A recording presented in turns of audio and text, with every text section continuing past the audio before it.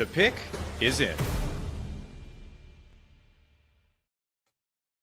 With the first pick, the Tennessee Titans select Cam Ward, quarterback, University of Miami. Let's bring in host of Locked On Titans, Tyler Rowland, to break that down. So, Tyler, Cam Ward, is he worthy of that first overall pick, or do you feel like he's just maybe the best QB in a weak draft class?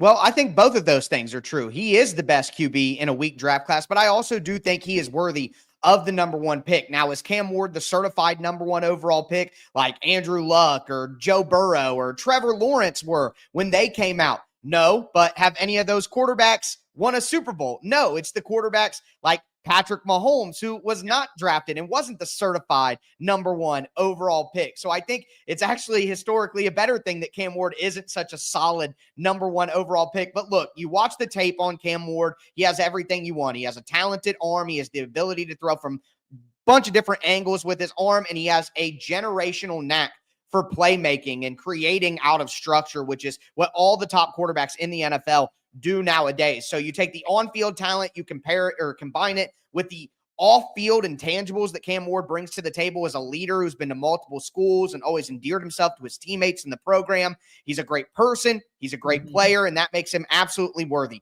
of the number one overall pick. And I love your optimism there, Tyler, but you're absolutely right. Both things can be true at the same time. Now, yes, we have heard much chronicled, much talked about his questionable throwing mechanics and consistency. But for you, are those concerns? And if they are concerns, then do you feel like they can still be maybe addressed through development by the Titans?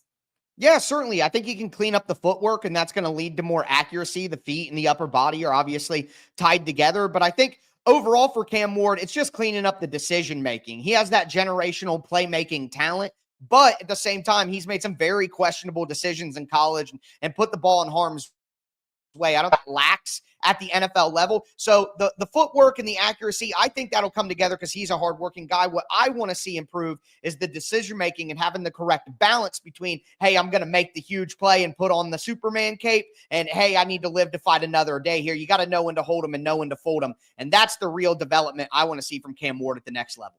Yeah, and you talked about it. He becomes the fourth number one overall pick the Titans head coach Brian Callahan has worked with in his career. Yes. Peyton Manning, Matt Stafford, and you mentioned the other one, Joe Burrow. So quite a class of number one draft picks that Brian Callahan has had to work with. Where do you think Cam Ward could potentially fit in as it relates to how successful these guys are? Because to your point, we're talking about multi-Super Bowl winner in Peyton Manning, Super Bowl winner in Matthew Stafford, and obviously Joe Burrow, who's gotten to the Super Bowl. And by any stretch, it's not a stretch to think that he could win one as well.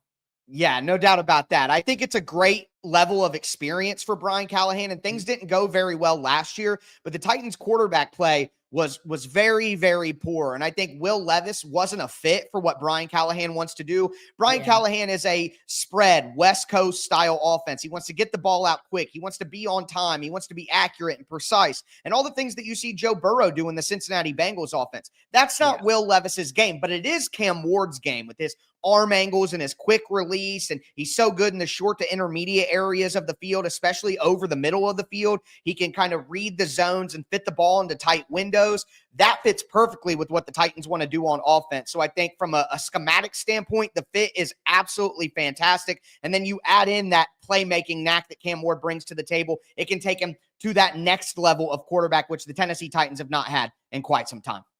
Well, Tyler, you are hyped. I am sure that there is a party going on somewhere in downtown Nashville. It's always a party with me, Tanitra. I know that. Now, you know what? I absolutely love it. I feel like we couldn't start this draft show off any better than with my guy, Tyler, because he always truly brings the energy, and a great day for anyone who's covering the Tennessee Titans. And speaking of that, for continuing coverage of the Tennessee Titans, be sure to subscribe to Locked On Titans wherever you get your podcast. Appreciate you stopping by, Tyler. Of course. For continuing coverage of the Tennessee Titans, subscribe to Locked On Titans wherever you get your podcasts. And for more on Cam Ward, let's hear from Locked On Canes host Alex Dono, who spent a lot of time covering Cam Ward up close. Quarterback Cam Ward is expected to make both an immediate and lasting impact in the NFL. I am Alex Dono, host of Locked On Canes. Cam Ward at Miami in 2024 threw for over 4,300 yards, 39 touchdowns to just 7 interceptions. He set new school records in virtually every single season passing category at Miami, and it didn't happen by accident. Physically, Cam Ward can make every single throw. The arm talent is through the roof. There's not a window too tight for him to fit it into. He takes some chances, but that's when he produces some of his big plays. And the element that makes Cam Ward even extra special is his athleticism and also his instincts to extend plays, to get outside the pocket. He is physically very capable of running when he needs to. He's more of a pass-first quarterback, but he's got that in his bag as well. I think Ward is going to be a great one. For more on the Miami Hurricanes, check out Locked On Canes wherever you get your podcasts. The pick is in. With the second overall pick, the Jacksonville Jaguars select Travis Hunter, corner/wide receiver out of Colorado. Presented by LinkedIn here, we have Tony Wiggins of Locked On Jaguars breaking it all down. Now, Wig, the Jaguars had to pay a pretty hefty price. This was originally Cleveland's pick. They move up from number 5 to number 2, give up draft capital both this year and next year. Let's start with the haul. It's only a 3-spot move up. Was this worth it to go get Travis Hunter? Well, it's going to have to be, and they have to have a plan. If you look at it from a traditional NFL standpoint, you have a team with a pure number 1 receiver in his second year in Brian Thomas Jr. Very rarely do you see that team then trade up 2 spots, give up a first next year, a second this year, along with some extra change to go get another wide receiver. But this is different. Liam Cohen, Tony Boselli, and James Gladstone, they're not old school. They're new school. And new school means everybody that always sits there and talks about these draft picks and we're going to save draft picks. They said, no, we're going after the best player in the draft, and we're going to make something in Jacksonville the absolute best. And I think they got the best player in the 2025 NFL draft. Now, I want you to sell me on that. Travis Hunter is the best player in the draft. Obviously, he can play multiple positions. That's what he wants to do. He's a generational prospect. We have barely seen anybody like him in NFL history. What made Jacksonville make this move for Travis Hunter, and what does he bring to the team? I think what they're going to do is they're weaponizing Trevor Lawrence, and they're weaponizing the offense based on the vision that they have of what they want to look like. They got De'Ami Brown too, and they expect big things out of him, according to Tony Boselli, in the offseason. That's going to give them a serious triple-threaded wide receiver with pure speed and talent, and guys that can catch radius the ball, along with guys that can be runners after they have the ball in their hands. There's going to be no excuses. They added 4 linemen in free agency in the offseason. There's no more excuses. There's no other place to run other than the fact that they now have competent offensive players, a better offensive line to protect Trevor Lawrence, and better coaches to scheme up this offense. There was a lot of talk if Jacksonville had stayed at 5, Wig, about maybe defensive line, maybe offensive line. Where do you see Jacksonville addressing their needs now? Obviously, with less draft capital than before, might be a little bit more of a challenge. Well, it's going to have to be in the 3rd round. And to me, this entire thing was also based on James Gladstone knowing what his history is with the Rams and how much impact he has had over the years with them having success with their draft picks on day 2 and day 3.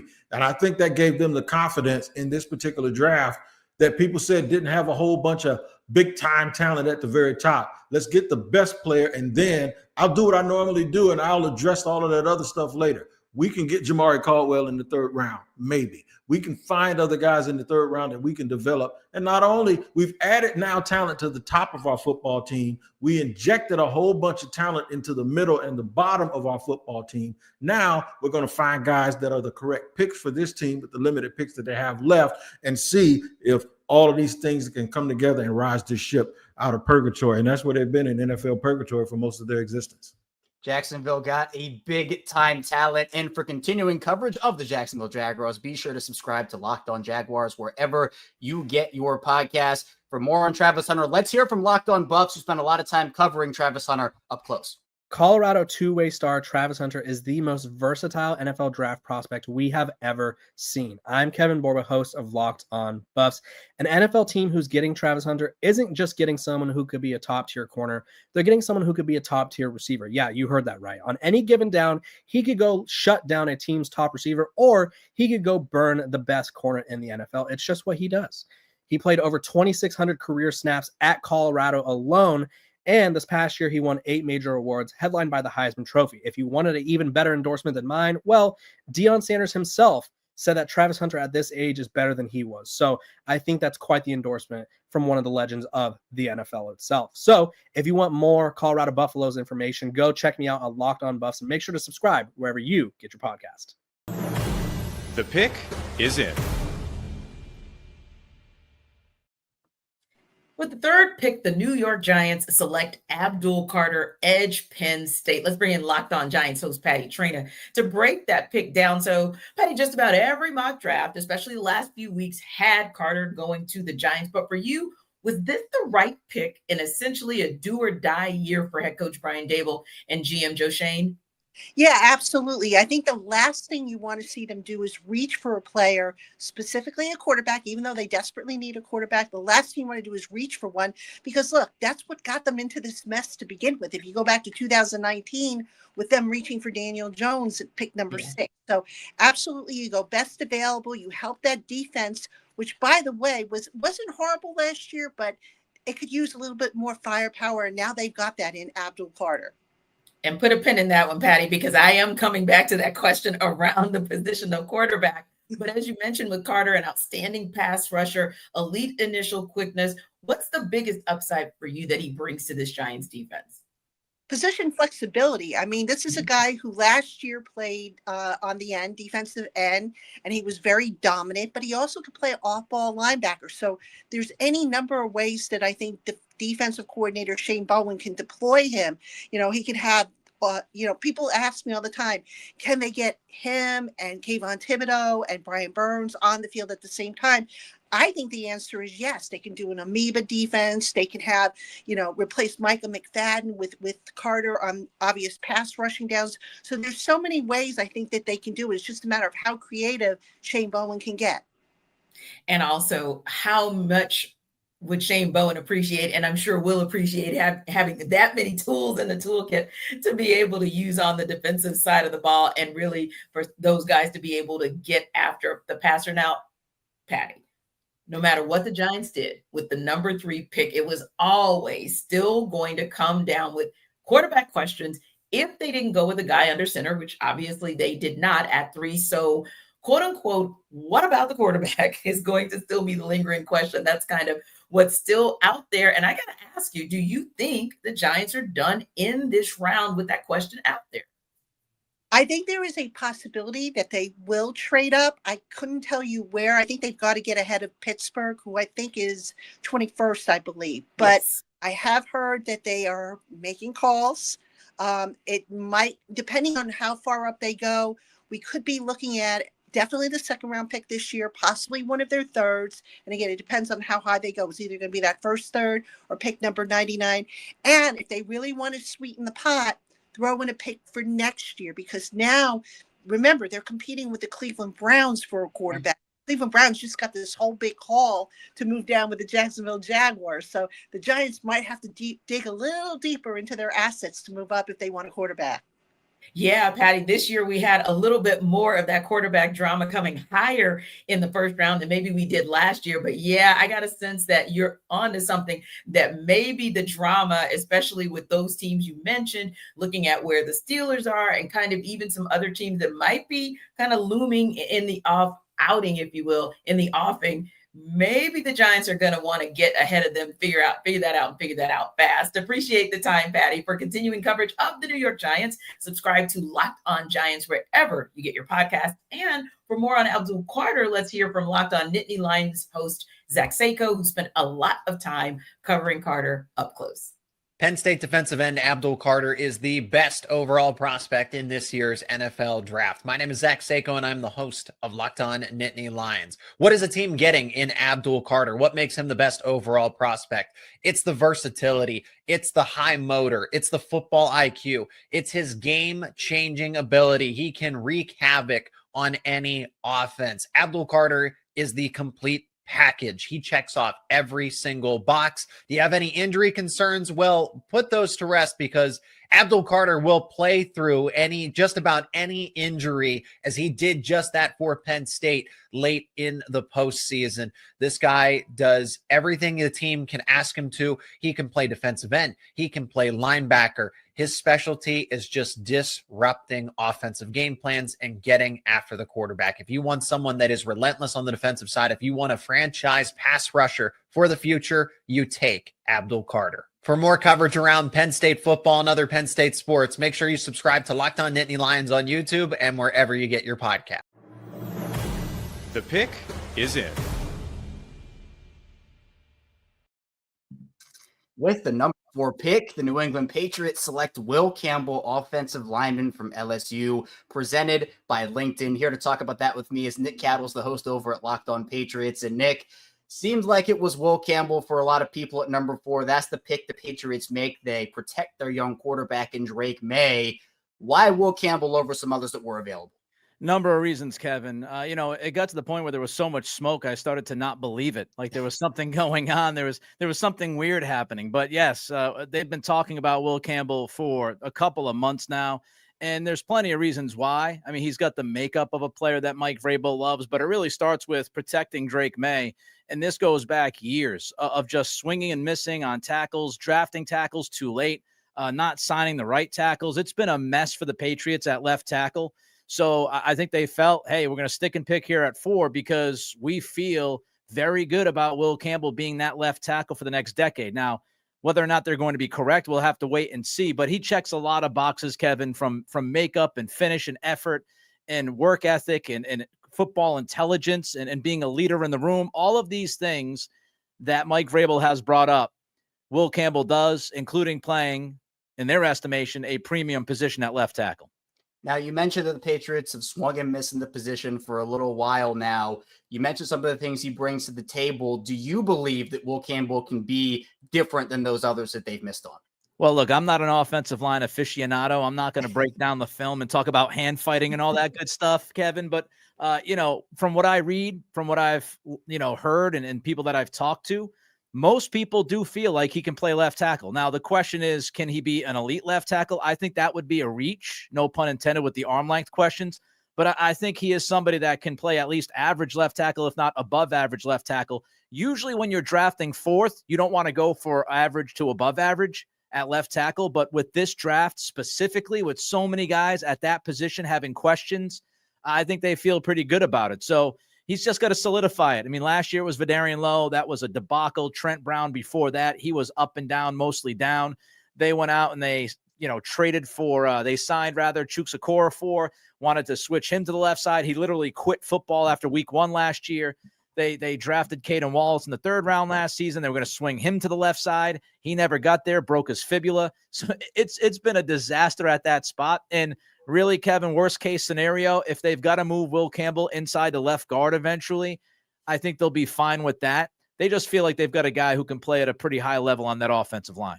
Offensive line's the picket for the Patriots. Nick, we know have other draft selections they're going to use here to try to bolster that roster. Where are the other needs the Patriots have with offensive line now checked off, at least Will Campbell? Yeah, I wouldn't be surprised if they try to move back into the 1st round later tonight, Kevin. There's been some talk about that possibility, but you're looking at left guard could be something. The Donovan Jacksons of the world, if he's going to be available. You can look at wide receivers, certainly a big-bodied X receiver. They've been missing that element. And pass rush, you could always look at pass rush. Harold Landry is a little bit older. Anthony Jennings is really kind of a run stuffer, not necessarily a pass rusher. So you could always look at defensive end as well. I think they're going to be open for a lot of possibilities, but I would be surprised, Kevin, if they don't come out of the 2nd round with either a left guard or a wide receiver. For continuing coverage of the Patriots, be sure to subscribe to Locked On Patriots wherever you get your podcast. For more on Will Campbell, let's hear from Locked On LSU, who spent a lot of time covering Will Campbell up close. Simply put, Will Campbell is the greatest offensive lineman in LSU football history. I'm Matt Moscona from Locked On LSU. With this pick, Campbell becomes the highest drafted offensive lineman in the history of the program, surpassing Alan Faneca in 1998, who went 26th overall. Campbell showed up to LSU as a 5-star out of North Louisiana and lived up to the billing. He started every game of his illustrious career at left tackle, 38 starts, allowing just 5 sacks during that time. Campbell could play guard or tackle at the NFL level. In a one-on-one conversation that I had with him just a week ago, he said in all of his visits, not a single NFL team asked him about the controversial arm length conversation. He also was awarded the illustrious number 7 by the LSU coaching staff, given to the best player and a great leader on the team. Will Campbell is a plug-and-play starter anywhere on the offensive line, and if he stays healthy, could be a Hall of Fame caliber player. For more, you can check me out on Locked On LSU, wherever you get podcasts. Ever check your bank account and wonder, where did all my money go? Between dining out, online shopping, and entertainment, it's easy to lose track. That's where Monarch Money comes in, your personal CFO, giving you full visibility and control over your finances. Monarch Money isn't just a budgeting app, it's a complete financial command center.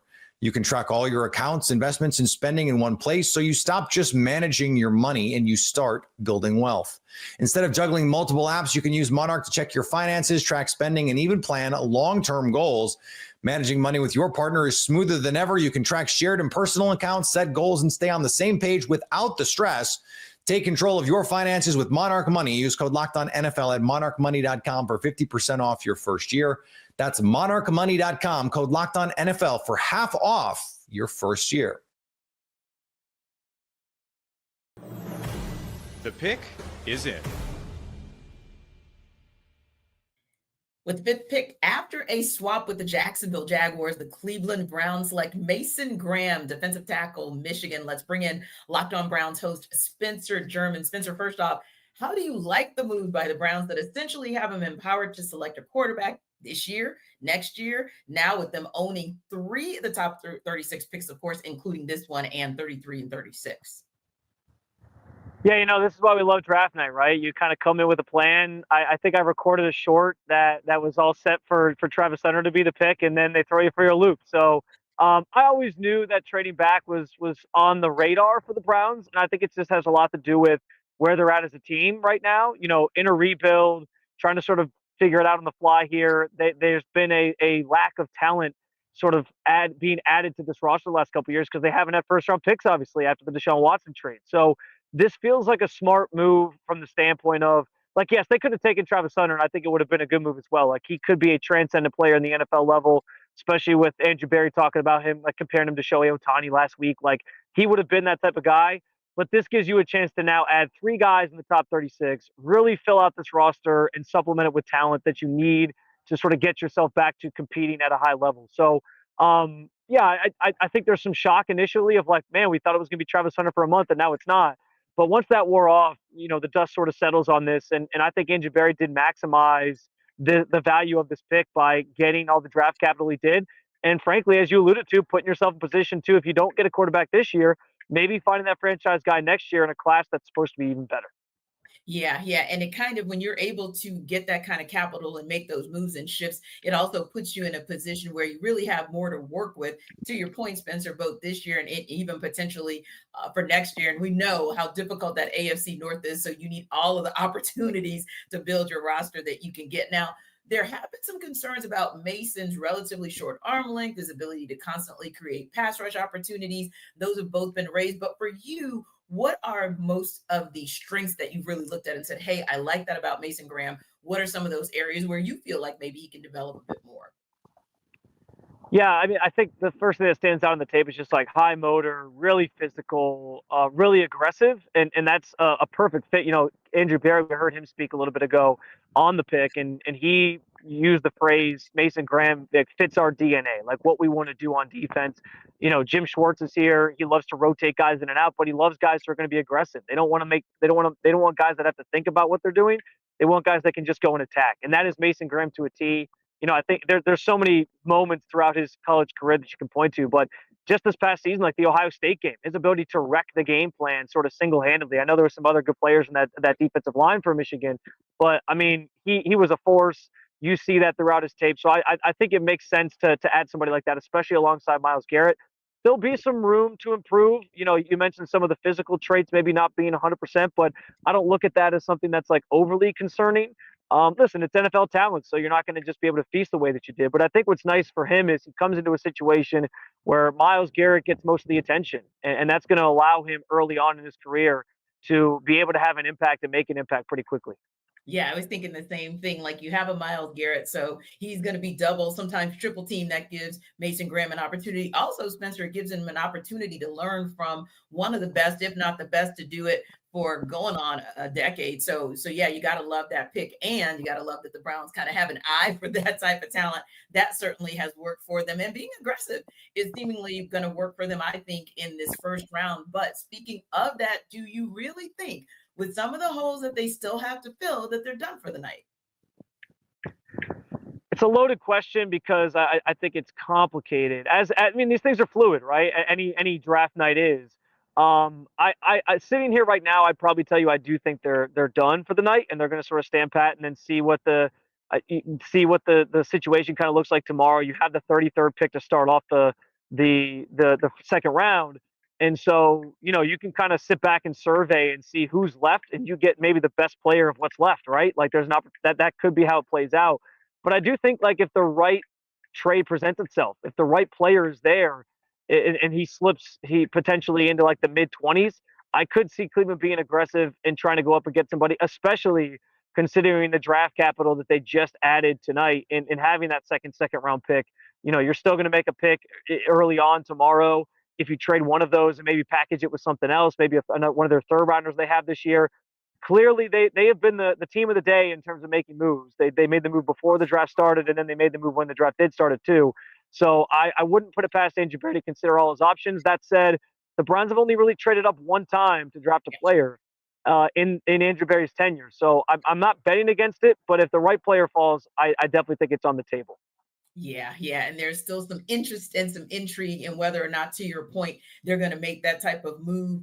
And there's still a lot of good players left on the board to see whether or not they even have to make such a move. Appreciate the time, Spencer. And of course, for continued coverage of the Cleveland Browns, subscribe to Locked On Browns wherever you get your podcasts. And for more on Mason Graham, let's hear from Locked On Wolverines host Isaiah Hole, who spent a lot of time covering Graham up close. There is no better defensive tackle in this NFL draft than Mason Graham, the Michigan standout. I'm Isaiah Hole. I'm the host of Locked On Wolverines podcast, and I got to see Mason Graham up close and personal for the last 3 years.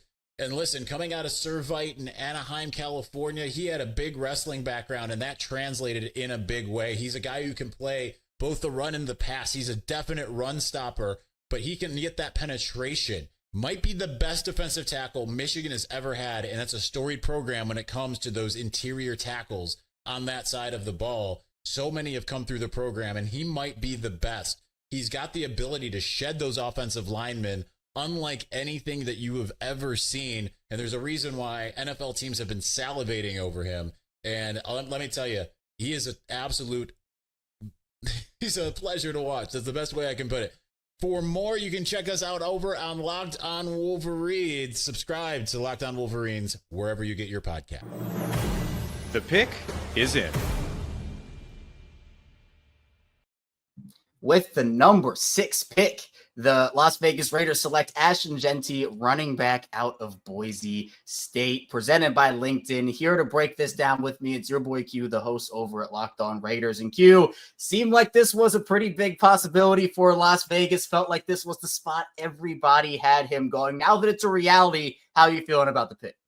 I mean, it's great now that it's a reality, right? I mean, because it seemed like it was so obvious for the longest that it almost felt like it was false, like it was fake, right? That they were throwing out something there just to see if there'd be a team to bite and kind of throwing a little misdirection. But all along, that was really the Raiders' pick. And now you give Geno Smith, you give Pete Carroll, you give Brock Bowers, you have all these weapons now on the offensive side of things. And so now you're starting to put something together. Obviously the work's not complete, but you just saw a guy go for all those yards in college. I mean, the dude was over 2,000 yards and like over 1,700 after contact. So, I mean, you're getting the best of the best. And this is a deep running back class. But, I mean, there's only one Ashton Jeanty, and now he's a Las Vegas Raider. I know Raider Nation is very happy about it, and that's a rarity when it comes to first-round picks for the Raiders. So, job well done by John Spytek and Pete Carroll. The Raiders lost Josh Jacobs last offseason, and they struggled to fill that hole last year. Ashton Genty comes in, is going to pick up more than enough of that slack that Jacobs left. What does he bring to this offense that has a bunch of really intriguing pieces, including Brock Bowers and, as you mentioned, Geno Smith coming in as that quarterback? Yeah, I mean, now he just brings a running game, right? I mean, because the Raiders were the worst rushing attack team in the league in 2024. And you've got to be able to run the ball. And we know that Pete Carroll has had a lot of success running the ball in his time in Seattle, even when he was at USC. So he brings a legit threat. And now a guy like Brock Bowers is not going to be double and triple teamed. And, now they're going to have to worry about running the rock with Genty, and now that opens up the play action pass as well. So now Geno Smith has an opportunity to operate and have a lot of success. Look, Geno Smith can just put it in the belly of Ashton Genty and let him go to work, right? So there's a new weapon, a new toy for the Raiders and their offense. And again, now you've got back-to-back years where your first round pick are the best at their position. You got the best tight end, and now you've got the best running back. So you're starting to put the pieces together. You know what wins in the National Football League? A lot of really talented players, and the Raiders are starting to pick up a couple of those guys. So back-to-back years, they've done well in the first round. Yeah, they certainly got a talented one in Ashton Genty, but as you mentioned, Q, work is not done yet. Raiders still have some draft capital to work with. Where are they going to look now that Ashton Genty's off the board to Las Vegas? I think they still need a wide receiver. That's someone that they'll look at. I think probably second or third round. They'll probably try to get Geno another target to be able to throw the ball to. The offensive line still needs a little bit of work, so I'm sure that's going to happen. I'll look for a small school offensive lineman, John Spytek, in Tampa Bay. He used to really do well with the small school offensive lineman, so I'm kind of looking for him to make a move there, maybe a little bit later on in the draft. And they could always use help on defense too, cornerbacks, linebackers, you name it, right? The Raiders have a lot of holes, but at least after round one, or at least after pick 6 in round one, they've got a really good offensive weapon in Ashton Genty. For continuing coverage of the Las Vegas Raiders, subscribe to Locked On Raiders wherever you get your podcasts. For more on Ashton Genty, let's hear from Locked On NFL Draft, who spent a lot of time covering Ashton Genty up close. Ashton Genty is the best running back in the 2025 NFL Draft, which has a loaded running back group. My name is Damian Parson. I am the lead host of the Locked On NFL Draft podcast. What Ashton Genty is going to bring to your team is simple: toughness, grit, physicality, rushing the ball. He has elite contact balance, a compact, dense build with good burst and good top end speed. But this is a guy that's a 3-down back. He gives full effort as a pass protector, also catches the ball out of the backfield. Didn't catch it a lot in 2024.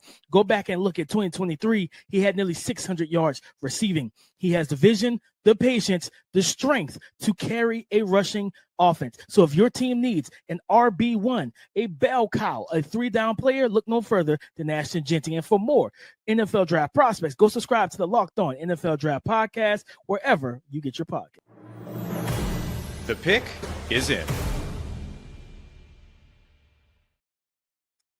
With the 7th pick, the New York Jets select Armand Membu, offensive tackle out of Missouri. Let's bring in Locked On Jets host John Butchko to talk about that. And John, let me ask you this. Were you surprised that the Jets picked Membu as the second O-lineman taken off the board? No, I wasn't. A lot of the buzz heading into this draft was that the Jets really liked Membu, that he was a guy that was rising up their boards as we got deeper into this process. Most of the buzz was that the Jets were either zeroed in on Membu or Tyler Warren out of Penn State, the tight end. But I think looking at the situation right now, Jets had 4 of their 5 offensive line slots kind of locked in. You have Olu Fashanu at left tackle, John Simpson left guard, Joe Tippmann at center, and Elijah Vera Tucker at right guard. Right tackle is really the question mark, and it's been that way since the offseason began when they lost Morgan Moses to New England. And entering the day, their projected starter would have been Chukwuma Okorafor, a guy they signed during the offseason, a guy who only played 12 snaps last year with the Patriots before he was benched and then left the team. And the year before that, he was Pittsburgh's starter at right tackle and was benched that year. So I think that, look, you'd like to have a better situation at tight end than Jeremy Ruckert starting, but the bigger need is definitely the offensive line. Indeed. And to your point, when you look at a player like a Tyler Warren and you kind of look at the depth at tight end in this draft, you can easily get someone that solid unless he's going to be generational, like as we talked about a Brock Bowers this high in the draft. But looking at Membu, what are the biggest assets for you that he brings to the table, especially in terms of giving Justin Fields the protection that he's going to need in order to thrive, as well as Breece Hall to continue to keep striving and thriving like we've seen him do even last season? Well, that's a great way of putting it. Justin Fields is a quarterback with a lot of potential, but through his career, one of his issues has been a lack of pocket presence. Sometimes he holds the ball too long. Sometimes he doesn't do a great job maneuvering within the pocket. You want to make sure you have a good offensive line in front of him. And the Jets' offensive line was really solid at pass blocking a year ago. It was kind of one of the untold stories of the year. We know the Jets had a bad season going 5-12 when they had such high expectations, but it was really not the offensive line. It was really the first time in recent memory the Jets had a solid offensive line, but they lost Morgan Moses in the offseason. In Membu, you get a guy with a lot of upside, a guy who's got the physical tools to play the tackle position effectively, and a guy who succeeded at a very high level of college football at a young age. And, as you mentioned, Breece Hall is a quality back. Breece Hall's a home run hitter, but he's not always great at reading his blocks. And so one of the things you got to make sure you open big holes for Breece Hall, because if he sees daylight, he can rip off a 20, 30-yard run. But you got to put the guys in front of him who can move defenders. Indeed. And you look at that defense, and the defense is the kind of the bell cow for this New York Jets team. Maybe the offense a little bit unheralded or underwhelming, if you will, because of maybe what we saw last year. Ultimately, however, they may have been a little bit closer, John, than maybe folks give them credit for. So when you look at adding this final piece, as you mentioned, to the O-line for head coach Aaron Glenn and for offensive coordinator Tanner Engstrom, how does that give them the ability to really build out an offense that complements a pretty solid defense? It's like I mentioned, like the Jets' offensive line woes have gone on for like 15 years since the early Rex Ryan days, when they had one of the best offensive lines in the league, and they stopped investing in it, and the offensive line deteriorated, and it's been difficult for the offense to operate, because we always focus on the playmakers, we focus on the star receivers, we focus on the running backs to rip off the big runs. But at the end of the day, football is a game where you have to control the trenches, and if you can't control the trenches, your offense can't move. I mean, I could show you any random Jets game probably between 2013 and 2023 where the Jets are getting annihilated on the offensive line, and that's one of the big sources of their problem. So the second straight year, the Jets have drafted a tackle in the first round, and that's a little unconventional, but I think it's a positive, because I think it's showing you that they are committing to building a team that can win in the trenches, and ultimately that's how you win games in this league. Yeah, and I think they're understanding, as I like to call it, how important the brains of the operation is. I always say the unheralded guys, the offensive line, really do make the engine run. So for continuing coverage of the New York Jets, subscribe to Locked On Jets wherever you get your podcast. And for more on Armand Membu, let's hear from Locked On Mizzou host John Miller, who spent a lot of time covering Membu up close. Missouri's Armand Membu is an extremely high floor prospect. I'm John Miller with the Locked On Mizzou podcast. And while Membu is a very good right tackle in the SEC, an excellent one, I would say, I have to say most years I'm not sure he would be the top-ranked tackle in the NFL draft. The arm length is good enough, but not ideal, I would say. So there is some question as to whether Membu can hold up in pass rush against the absolute elite rushers in the league. However, I think worst-case scenario, he's an excellent run blocker and a really good guard at the next level, worst-case scenario. Again, I'm John Miller with Locked On Mizzou. Check out my show on YouTube and wherever you listen to podcasts. The pick is in.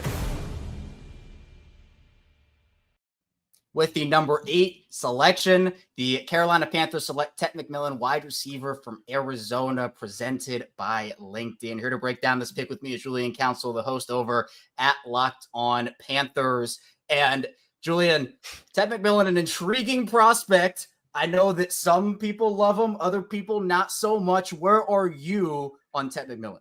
Yeah, I'm stunned, honestly, Kevin, that this was the pick for Carolina. I felt like defense is where they were going to go, in particular with an edge rusher. Jalen Walker from Georgia had been mocked to them for well over a month now as the pick. And when that happens, especially when you're sitting at 8, it's different if you're at 1, 2, or 3, where we saw Cam Ward, Travis Hunter, albeit to the Jags, not Browns, and then Abdul Carter go off the board. Like the first 3 picks, like those can be predictable. Once you get down to at 8, it could be a wide range of players. And we had seen over the last 24 hours that Walter Nolan from Ole Miss had been mocked there. Mason Graham had been mocked there as well. But Ted McMillan, I had heard that maybe at 5, if Jacksonville had stayed there, he could be going to them because they were going to be aggressive, which certainly they were in getting an offensive playmaker.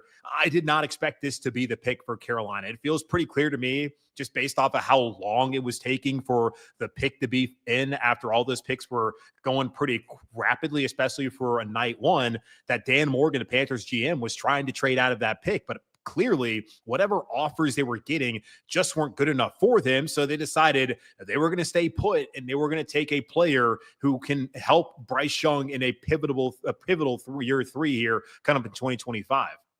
Is this the pick that you would have made for the Panthers, or would you have gone somewhere else? Well, obviously in a perfect world, I would have traded out of this pick, but we do not live in a perfect world at all. And like based on what was available to Carolina, I probably would have gone with Jalen Walker from Georgia to be able to have that edge rusher and also that hybrid linebacker type that he's been. But there were question marks of whether he would have fit into this scheme. I saw Michael Williams went 11th overall. He could have made sense as well, as he's somebody who I think, had he been healthy this past season, you can't forget he got a cheap shot week 1 against Clemson. And had he been healthy, maybe he puts up a bigger stat line this past season at Georgia. But I thought Carolina, they probably wanted to trade out. So if I was going to be sitting there knowing that Mason Graham was off the board, I would probably have taken Jalen Walker at this point in time, but I'm not sitting here like mad at all about this pick. It can make sense when you really think about, I felt like Carolina really needed to add to the receiver position. I know Xavier Legette is expected to be a top tier receiver for them down the road. I haven't seen it just yet, which it's still early, and I think he can be a good player for them, but I never felt like he was going to be a number 1. Adam Thielen likely going to either be done in Carolina or retire from the NFL after this season, most likely both. And then you have Jalen Coker, nice player, but can't forget he was undrafted a year ago. The Panthers cut him during roster cutdown day. He played well last year, and he deserves an opportunity to continue to fight for a roster spot, not necessarily fight, but to be in a key role in this offense. But you can never stop trying to make your team better, especially when you're coming off of a 5-12 season. As good as things looked in the second half of the season, still wasn't a good football team, but this is an offense that's heading in the right direction. So why not add another piece there to help out your young quarterback? There are a lot of strengths that Ted McMillan has that are super intriguing, especially for this Carolina offense. But Julian, I'm sure you have seen the quote that has been circling around Ted McMillan and that has really called his love for football into question. Some people think it's a really big deal. Other people, not so much when it comes to not watching film and, oh, does he love the game or not? Yeah. How do you feel about that? Well, you're going to have to tell me the quote, because quite honestly, I mean, I had heard some stuff about Tech McMillan that he was lazy and blah. Like, I tune all that stuff out because it's a lot of things that just poison the well in these players and part of the draft process that I truly hate. So I don't know what quote this is. So please educate me on this quote that has people questioning him. Essentially, it was that in terms of the film, he watches film with his teammates, but, it's coming off as he doesn't really enjoy football. So there's a lot of controversy around it. But to me, teams are even apparently having a list of guys that don't love football. And it's a new list on top of character concerns. Yeah. If it's true and, maybe that's not all there for Tet and it's not really his first love, would that concern you? I don't think that Dave Canales and Dan Morgan are taking a guy who doesn't love the game or that they don't think is going to take it seriously. Like, I mean, it's a job at the end of the day, and not everybody loves their job, but they come to work and they get the job done and they can do pretty well at it. So I'm not saying that's an apples comparison. If he didn't love football and the numbers he put up at Arizona, the numbers he put up, I'm just very curious to see how that's going to translate to the league if he still doesn't love football. But I can't imagine he's not going to apply himself by watching film and get better every day. Like we'll have to wait and see. Like right now, I mean, this is new information to me. Am I concerned about it? Not really. It just seems like the same old draft lead up kind of stuff that just tears down players. Yeah, drafts have those storylines, and it's unfortunate that they do. And again, what it was is that Ted McMillan watches film with his teammates, but he doesn't actually enjoy watching the game of football. So still really talented player. Yeah, exactly. Like he'd rather watch other things when he's at home. Okay. Exactly. I mean, I enjoy doing podcasts. I don't like listening to them all the time when I'm at my house. There you go. See, it all relates back to each other. And again, for continuing coverage of the Carolina Panthers, subscribe to Locked On Panthers wherever you get your podcasts. For more on Ted McMillan, let's hear from Locked On NFL Draft. He spent a lot of time covering Ted McMillan up close. Teteroa McMillan is really a wide receiver with no flaws and a lot of really good aspects to him. I'm your host, Mike Luke of Locked On Wildcats, your team every day.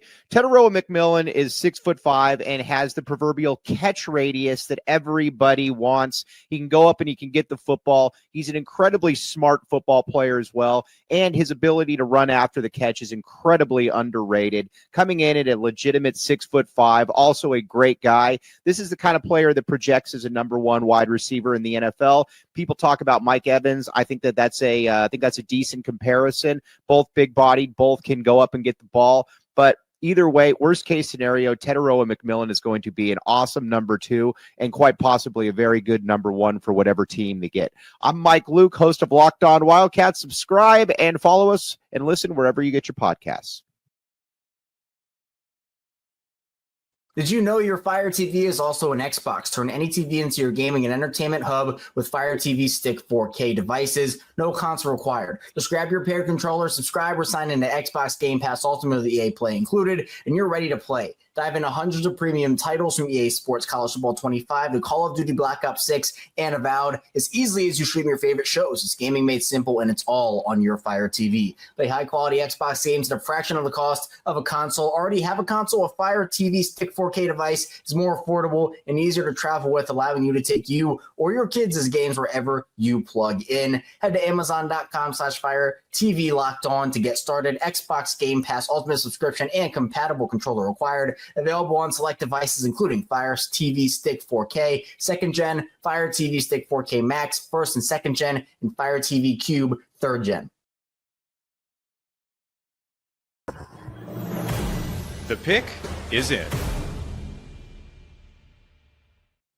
With the 9th pick, the New Orleans Saints select Kelvin Banks Jr., offensive tackle out of Texas. Let's bring in Locked On New Orleans Saints host Ross Jackson to break that pick down. Ross, for you, was it a surprise that the Saints went with an old lineman at 9?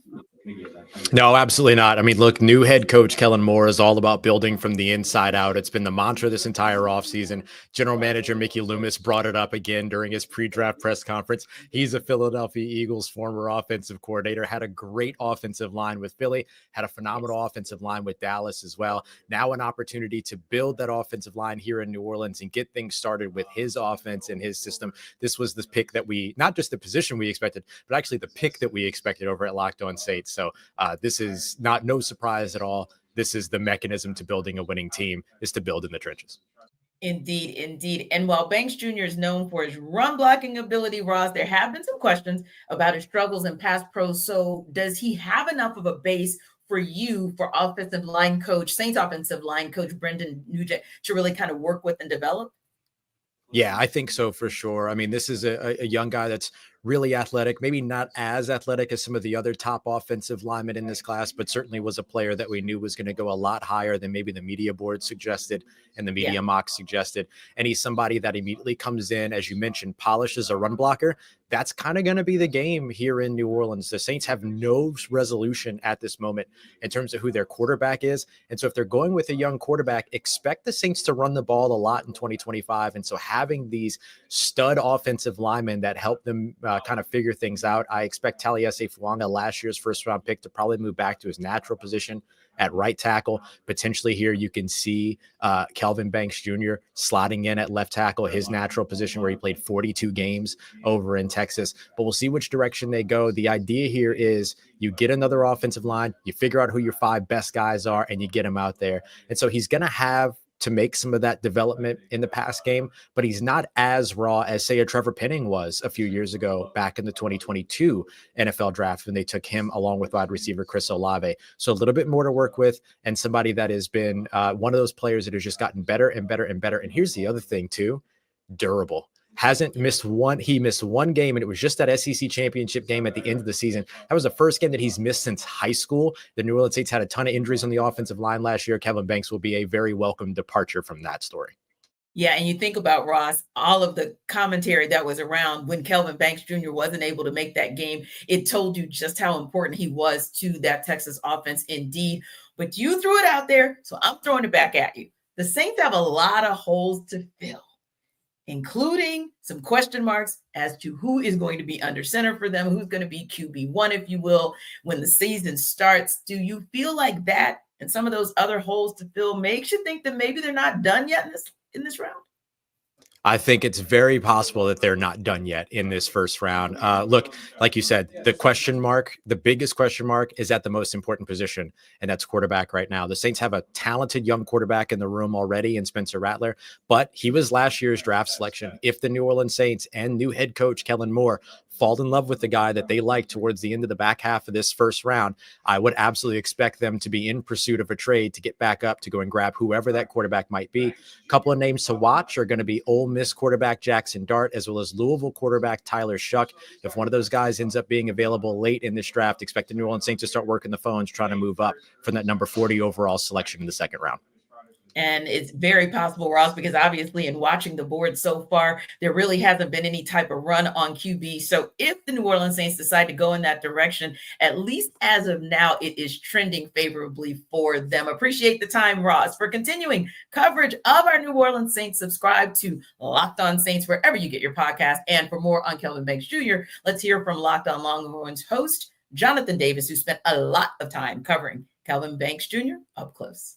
Kelvin Banks is the best left tackle to come out of the University of Texas in almost 3 decades, and he is more than worthy of being your team's first-round pick. What's up, guys and gals? BK Brad Kellner from Locked On Longhorns here with a quick draft profile of Texas left tackle Kelvin Banks. For my money, the best offensive lineman in this class. If you don't believe me, go back to 2022. Banks' freshman season at Texas. The Longhorns were hosting Alabama, and Banks was tasked with blocking then Alabama, now Houston Texans Pro Bowl edge rusher Will Anderson Jr. Banks dominated that matchup in only his second career game.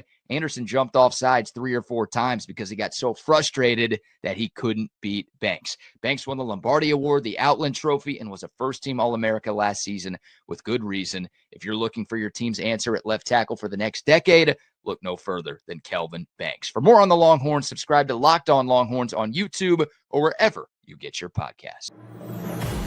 The pick is in. With the number 10 overall pick, the Chicago Bears select Colston Loveland, tight end from Michigan. And this is presented by LinkedIn. Here to talk about this with me is from Locked On Bears, Lauren Cox. Lauren, the Bears, they were a spot. Maybe they could trade up for Ashton Genty. Maybe Tyler Warren would be the first tight end off the board. It is Colston Loveland to Chicago. How are you feeling about the pick?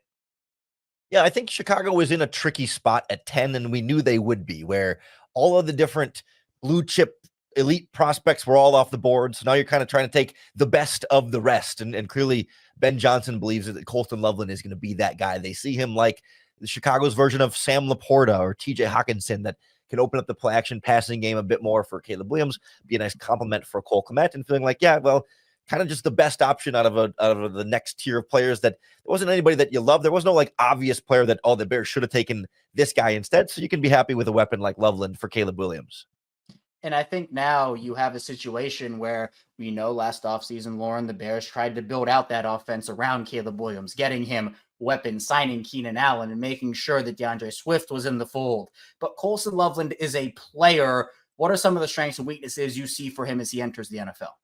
Yeah, he's got a physical skill set that you don't see in a lot of tight ends. This sort of next generation of guys who are both big and really fast. We didn't get a combine performance. I mean, we don't have a 40-yard dash because he's recovering from shoulder surgery, but I have a feeling he would have lit up the combine had we been able to see it, because this is a guy that you see, pull away and separate in man coverage, not just a tight end who finds a hole in his zone and sits there, but can run away from linebackers and even slower safeties in the NFL. He's going to get open and then make plays after the catch with the ball in his hands. And I think they see enough upside in him as a blocker. That's not his strength by any means, but it's not terrible. He's not the world's worst blocker either, that he can be an all-around threat in this offense that if they see as a 700-800 yard receiving type tight end that's in that upper echelon of players, that, and you need him to be worth the 10th overall pick. Still a lot of work to be done with Chicago in the draft, still draft capital to work with. Lauren, where do the Bears go from here now that Colston Loveland's a member of the team? Yeah, they've got 2 picks early in the second round and then a 3rd round pick as well. That I think that's where Bears fans want to see them get back to rebuilding the trenches. I think that was sort of the hope for 10, but none of the defensive linemen or none of the offensive line were there. None of the defensive linemen were quite the best player available on the board, but they should have some good options to keep investing in those units up front to bolster both sides of the ball for Chicago, and maybe get another playmaking running back in there too. If you got the time, there should be some good depth in that range. For continuing coverage of the Chicago Bears, subscribe to Locked On Bears wherever you get your podcasts. And for more on Colston Loveland, let's hear from Locked On Wolverines, who spent a lot of time covering Colston Loveland up close. If you really want to enhance your passing game, the guy that you need is Colston Loveland. Yes, he is a tight end, but guess what? He plays like that tall wide receiver of your dreams. This is Isaiah Hole, host of the Locked On Wolverines podcast, and I've watched Colston Loveland, who's exited Michigan after 3 years, coming out of Gooding, Idaho. He was Michigan's pass game. The whole receiving of that Michigan had all of last year, pretty much courtesy of Colston Loveland, who bailed out the no quarterback situation in Ann Arbor, right? He is a guy that can absolutely stretch the field for you. He can snag the ball. He's got that uncanny ability to track the football, and he's a touchdown machine. He can get the contested ball, and guess what? He can also run block. He can do a little bit of everything. While others are going to be looking at Tyler Warren from Penn State, Colston Loveland went into the season being thought of as the top tight end in all of college football for a reason. And whatever NFL team gets him, they're just going to absolutely love him. Find out more at Locked On Wolverines podcast, wherever you get your podcast. Subscribe to us today. The pick is in. 11th pick, the San Francisco 49ers select Michael Williams, the edge out of the University of Georgia. Let's bring in Locked On San Francisco 49ers host Brian Peacock to break this pick down. And Brian, a lot of party noise we heard as we were getting ready to talk Michael. So I take it 49ers Nation is pleased with this pick from GM John Lynch? I mean, the party's going to go on, and it might go just all the way through Friday till day 2 starts, because the fans are excited. I'm excited. I hit on my mock draft selection, and it was Michael Williams, defensive end out of Georgia. He's got such a high floor. He's got such a high ceiling.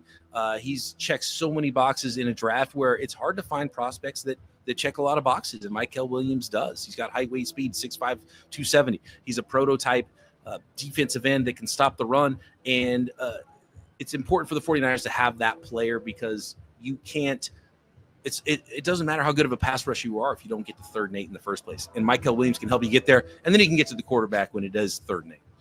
And GM John Lynch has indeed been one of the GMs who's hit more often than missed in these drafts. And so when you look at him, and we kind of talked about this offline as well, there are some opportunities for misses even in this first round in this 2025 draft. But him at 11, you being the first to mock him at 11, why were you so confident that not only would he land there, but that this indeed was a good pick for Lynch in this franchise overall? I haven't seen every mock draft, so I'm not sure if I'm first, but I did a really good job. I'm calling it, Brian. You're first. Go with I believe I was, and I did a really good job a few weeks ago talking my Locked On 49ers listeners into Michael Williams, and some of them pushed back a little bit. Like, wait, I'm seeing him in the teens. I'm seeing him in the 20s as a mock draft, and he's a little bit of a slow burn. The first time I passed through on the film, I said, okay, he's a first-round guy. He's a beast. He's a 5-star and all that. I get it. He's big. And then I watched again, and he's sound, and he's willing to do what his assignment calls for, and he's powerful, and he's athletic, and he's got burst off the line. He's got burst to close, and I just think there's so much more for a guy who's only 20 years old. And in this draft, there's a lot of pitfalls, and he checks the boxes, man. So he's a safe pick, and he has a considerable upside on top of it.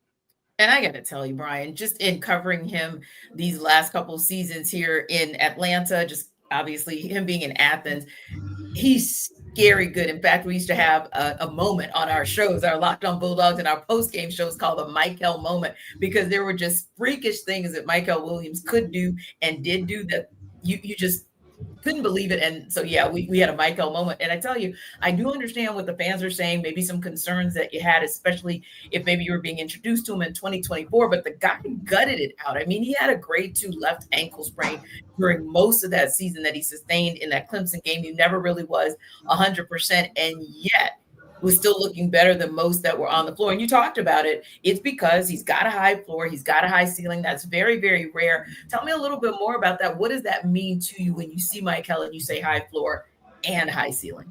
Yeah, and I think when you get to the NFL level, there's you talk about upside, and I think people get so enamored with a combine, and they look at speed and they look at what a player could be. But ultimately, upside is, are you willing to do the dirty work? Are you willing to put the work in?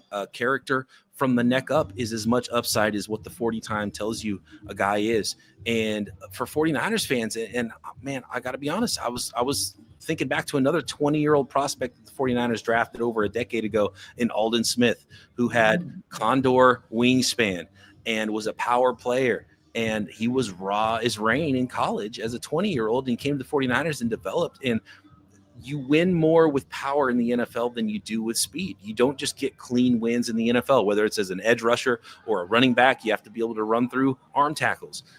And so even as a receiver, you don't just get clean. You don't just get to be fast in the NFL and win. You have to have a complete skill set. And that's what I see in Mykel Williams. And so I'm excited about what he could be for the 49ers. And I think across the board, they got themselves someone that they can win with long-term. It's really important to get a guy across from Nick Bosa that can either chase sacks to Bosa, or Bosa can chase sacks into him. And with that wingspan, he can catch a lot of sacks.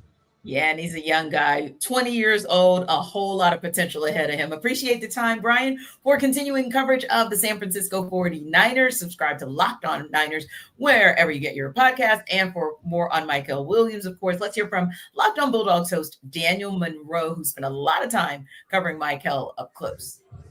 Mykel Williams is going to be the absolute steal of this NFL draft. Daniel Monroe from Locked On Bulldogs here to tell you why this is a former projected number 1 overall pick, a guy, Mykel Williams, tons of talent, tons of upside. If your team just drafted him, I promise you got him lower than you would have because of some injuries that he sustained last year. It's not that he had an unproductive year or that his performance fell off.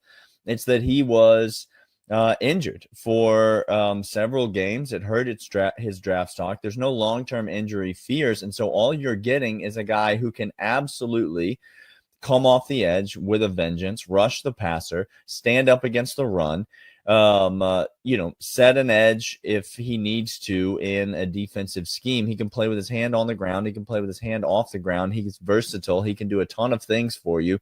And he's going to be another dynamic playmaker pass rusher on the defensive line coming out of Georgia. If you just drafted Mykel Williams, your team got a good one. The pick is in.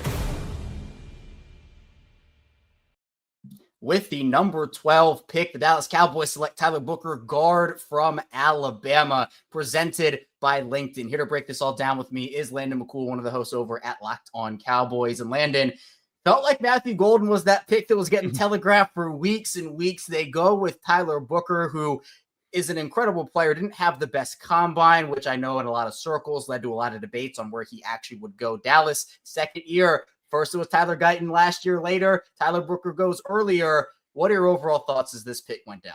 Oh, we're collecting Tylers. We had Tyler. We also have Tyler Beebe as our center, and we had Tyler Biotish, who ended up going to the Commanders just last year, the free agency. So, yeah, I mean, I think that the Cowboys have made a conscious effort to kind of change the culture and change the scheme a little bit in Dallas. The culture being they're looking for even more football-loving guys, good culture guys, and then the scheme being more of a gap man power run game scheme. And Tyler Booker fits both of those two changes to a T. I think he's a guy who can come in right away. I've really changed my philosophy about offensive linemen these last few years, and I think Tyler Smith was part of that change, is that I want to see guys who come into the NFL ready to made with strength. I'm really tired of seeing like the athletic offensive linemen who come in and they just never have time to get any stronger. That is not a problem with Tyler Booker. He's going to be able to come in and move bodies right away. And I think that's what the Cowboys were looking for. Now, when you talk about his fit in this scheme with this offensive line, obviously Dallas lost Zach Martin to retirement this offseason. You're going to have, that's big shoes to fill, Absolutely. He steps into that. And Tyler Booker, certainly the pedigree of playing in Alabama, having a ton of reps against really good defensive linemen and playing in a tough NFC East division now that has Philadelphia's D-line, which just has monsters up and down. And obviously the Giants and Commanders also have something to say too. How do you like him in Dallas's system and scheme, especially with Brian Schottenheimer at the helm here for year one? Yeah, I think he's a great fit. I mean, I think we're going to see him, down blocking on guys a lot. We're going to see him pulling out in space and running into the gaps to clear guys out. And I think the other thing, you mentioned it, right? Like they have to play 6 games each year against the NFC East and with Dexter Lawrence, with the Giants, obviously all the guys that Philly has, Newton with the Commanders. There is a healthy rotation of very good defensive tackles in the NFC East. So, securing the front of that pocket with the Tylers, man, I just realized that all with the Tylers in the middle, it really helps. When you have like a veteran quarterback who wants to step up into a pocket like Dak does, especially when he's throwing those seam balls, he wants to have a clean pocket, and so I think it's really important in pass pro to have those guys keeping him clean up front. And then also, I think it's really important for Dak as well to have a solid run game, to build a play action pass game. I think you're going to be able to run the ball a lot more effectively with guys who can move the humans inside to get them out of the way for the running back. I guess we can do some advanced scouting for Dallas for 2026. Tyler, offensive lineman. We know that's where they're going in round 1. Right. Tyler Booker, again, really solid player, but the Cowboys are not done. They have more draft capital to work with. Where do you think they go now that Tyler Booker's on the board? Well, I think wide receiver was rightfully a position that was penciled in with a lot of these mock drafts going up into the draft. So I do think that wide receiver is still obviously in play, but I think the fit's got to be right. I think I haven't checked to see where we are with who's available, but I know that they probably like Ibuka if he's still available. He's probably picked by now. Golden was another guy that obviously they liked. We'll see how far he falls. But even a guy like Jalen Noel, who I think he just go in there and be that kind of second wide receiver that they need. Really, they just need somebody to kind of draw attention away from CeeDee Lamb and the passing attack. And now with Tyler Booker, hopefully you have a little bit more advanced running game that can also help kind of just draw some of the attention away from CeeDee Lamb and help improve the offense. For continuing coverage of the Dallas Cowboys, you can subscribe to Locked On Cowboys wherever you get your podcasts. And for more on Tyler Booker, let's hear from Locked On Bama, who spent a lot of time covering Tyler Booker up close. Offensive lineman Tyler Booker is destined to be a team captain in the National Football League. I'm Luke Robinson with Locked On Bama. Tyler Booker is a fantastic prospect. I think he's got a long NFL career ahead of him. He's been playing in the best conference in the country, blocking some incredible players and also blocking some incredible players in practice. Long arms, great at pass blocking. Kalen DeBoer, his new coach at Alabama, said he's one of the best leaders he's ever been around. He was unquestionably one of the leaders of the 2025 team as well. And when things got a little rocky, especially towards the Iron Bowl after the Oklahoma loss, which was quite embarrassing for the university, Tyler Booker's one of the ones that took it upon himself to make sure everybody was on the same page, and they were able to go on and win that big Iron Bowl. Tune in for more coverage from Locked On Bama. Ever check your bank account and wonder, where did all my money go? Between dining out, online shopping, and entertainment, it's easy to lose track. That's where Monarch Money comes in, your personal CFO, giving you full visibility and control over your finances. Monarch Money isn't just a budgeting app, it's a complete financial command center. You can track all your accounts, investments, and spending in one place, so you stop just managing your money and you start building wealth. Instead of juggling multiple apps, you can use Monarch to check your finances, track spending, and even plan long-term goals. Managing money with your partner is smoother than ever. You can track shared and personal accounts, set goals, and stay on the same page without the stress. Take control of your finances with Monarch Money. Use code LOCKEDONNFL at monarchmoney.com for 50% off your first year. That's monarchmoney.com, code LOCKEDONNFL for half off your first year. The pick is in. With the number 13 pick, the Miami Dolphins select Kenneth Grant, defensive lineman from Michigan.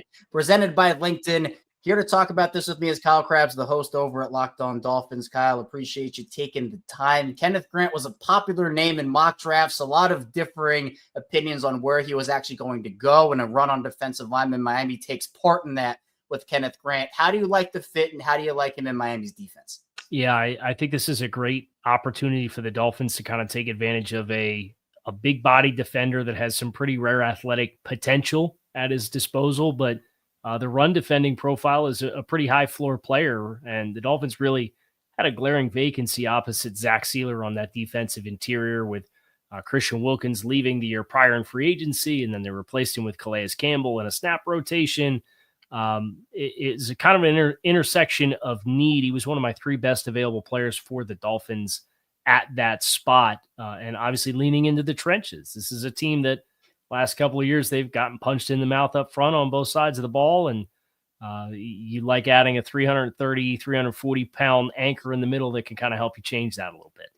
Were there any other players that you were eyeing at 13, or was Kenneth Grant a guy that you had kind of focused in on and you were thrilled with the pick when it happened? I was kind of expecting the pick to be Jahdae Barron, the defensive back from Texas, with the Dolphins reportedly in the market of moving on from Jalen Ramsey and seeking a trade partner there. They have a need at corner, but the Dolphins brass talked in their press conference after the pick that it's kind of about the tonality of the team. And, you look at some of the names that they've added, whether it's at the skill groups or with James Daniels in free agency at offensive guard. They've been looking for more physical football players. And if that's kind of the theme and the focus, it's hard to argue with Kenneth Grant from a physicality perspective, even though they do have that need at corner. This team just kind of needs to get better in the middle. And because of that, I think it's a great add at this stage of the draft. How do you think the board has fallen for Miami thus far with the first round being over? Obviously, Miami going to try to improve some other areas of their roster. Do you think it fell favorably for them, or do you think that there was some picks that you were kind of eyeing for Miami in that first round if they had fallen a little further? Yeah, I think that the place where the Dolphins may be holding their breath at this stage is on the offensive line, where looking to upgrade that other offensive guard spot opposite James Daniels. You saw a big run on offensive linemen go, and Donovan Jackson being a name that goes to Minnesota in the last couple of picks of the round. And then you get Josh Connerly and Josh Simmons in the last 4 picks of the first round. It's kind of set the stage for that well to dry up pretty fast for guys you feel like can be immediate starters for you. So I think that's the area for Miami that if they're kind of holding their breath trying to get a starter, that will be a little dicey because they don't pick till 48. But you didn't really see a run on corners. We saw 3 corners go in the first round. So I'm sure they're pretty excited about what is still going to be there for them at defensive back if that's the direction they choose to go. For continuing coverage of the Miami Dolphins, subscribe to Locked On Dolphins wherever you get your podcasts. And for more on Kenneth Grant, let's hear from Locked On Wolverines, who spent a lot of time covering Kenneth Grant up close. Have you ever seen a 330-pound defensive tackle run down a running back that's got all the speed and everything that you want from a running back? Well, guess what? Michigan's Kenneth Grant did exactly that in 2023 when he went and ran down Katron Allen in the Penn State game. I mean, this guy has got everything you want. I'm Isaiah Hole, host of Locked On Wolverines podcast. Let me tell you what, Kenneth Grant is everything you're looking for in a defensive tackle. He's got speed, power, and size. He is an absolute unit when it comes to the position. Being in Wink Martindale's defense, you can see that the ability to play both the run and the pass. He is just capable at just about anything you put in front of him. He is an absolute game changer. Whatever NFL team gets him, they're just going to absolutely love what he brings to the table. So this is Isaiah Hole from Locked On Wolverines podcast. You can check us out on Locked On Wolverines, wherever you get your podcasts. The pick is in. With the number 14 pick, the Indianapolis Colts select Tyler Warren, tight end out of Penn State, presented by LinkedIn. Here to break this all down with me is Zach Hicks, one of the hosts over at Locked On Colts. Now, Zach, this pick, a lot of people predicted it before the draft began. It now becomes a reality. Now that it is the reality, how do you feel about it? I think we're feeling pretty good out here in Colts Nation. I mean, this was the guy most commonly mocked to the Colts all offseason, the player that was kind of pegged to be the perfect combination of best player available and need for the Colts. And yeah, it's just a really good fit in this Colts offense. I mean, he's a versatile player. He can block, he can catch the ball, he can create after the catch. The Colts have not had a receiving threat at tight end in a long time. I think somebody put the stat out there. They haven't had a 500-yard plus tight end since 2018. Tyler Warren over 1,000 yards last year. So I think everyone out here in Indy is pretty pumped about this pick, or at least most people are pretty pumped about this pick for the Colts. Now, what does he bring to this Colts offense? Some of the strengths that you've seen while breaking him down. How does he fit into what the Colts want to do here with Anthony Richardson moving forward? Yeah, I think the Colts' biggest issue on offense is the ability to obviously hit the checkdowns, which I know Tyler Warren can't really do too much in that regard. I mean, he can throw the ball a little bit, but he can't throw the ball to himself here. But it's hit the check down and then create after getting that check down. The Colts had an explosive downfield offense last season when they were able to connect with Alec Pierce, and Josh Downs was a good separator over the middle, but they kind of lack that ability to create after the catch and make those extra yards count. You look at Tyler Warren, over 30 missed tackles forced last season after the catch. I think it was 6.6 yards after catch last year as well per reception. A guy who just excels at getting the ball in his hands, becoming that runner with the ball in his hands, running over defenders, using that size to his advantage. And then you also I think he's a really good run blocker as well. He's not this pure inline threat tight end, but he's a pure weapon in the run game. You can line him up as a sniffer tight end. You can put him at fullback. You can put him out wide, and you're going to get a physical threat out there. So you add an enforcer to this offense. You add a guy who can run block, and you also add a guy who can create after the catch for an offense that lacked that ability last year. I just think those traits alone kind of give the Colts what they wanted last year in Brock Bowers. They kind of get it now in Tyler Warren. There's still more work to be done for the Colts. Obviously, Tyler Warren is a piece to their puzzle, but where else do you think the Colts are looking as the draft moves on? Yeah, I think the biggest thing is certainly offensive line. They need a right guard going forward and on day 2 of the draft. And luckily, they didn't have to move up to get Tyler Warren like some of us were speculating here in Indy that they would have to go up and get him. So they still have both those day 2 picks available. So they can go get one of those guards on day 2, plenty of options that are likely going to be there. And then maybe bolster the defensive front as well. They have just one defensive end under contract past 2025. Their defensive tackles are both going into their age 31 season. They need a little bit more depth on that interior of the defensive line. So I think they can address the trenches here on day 2.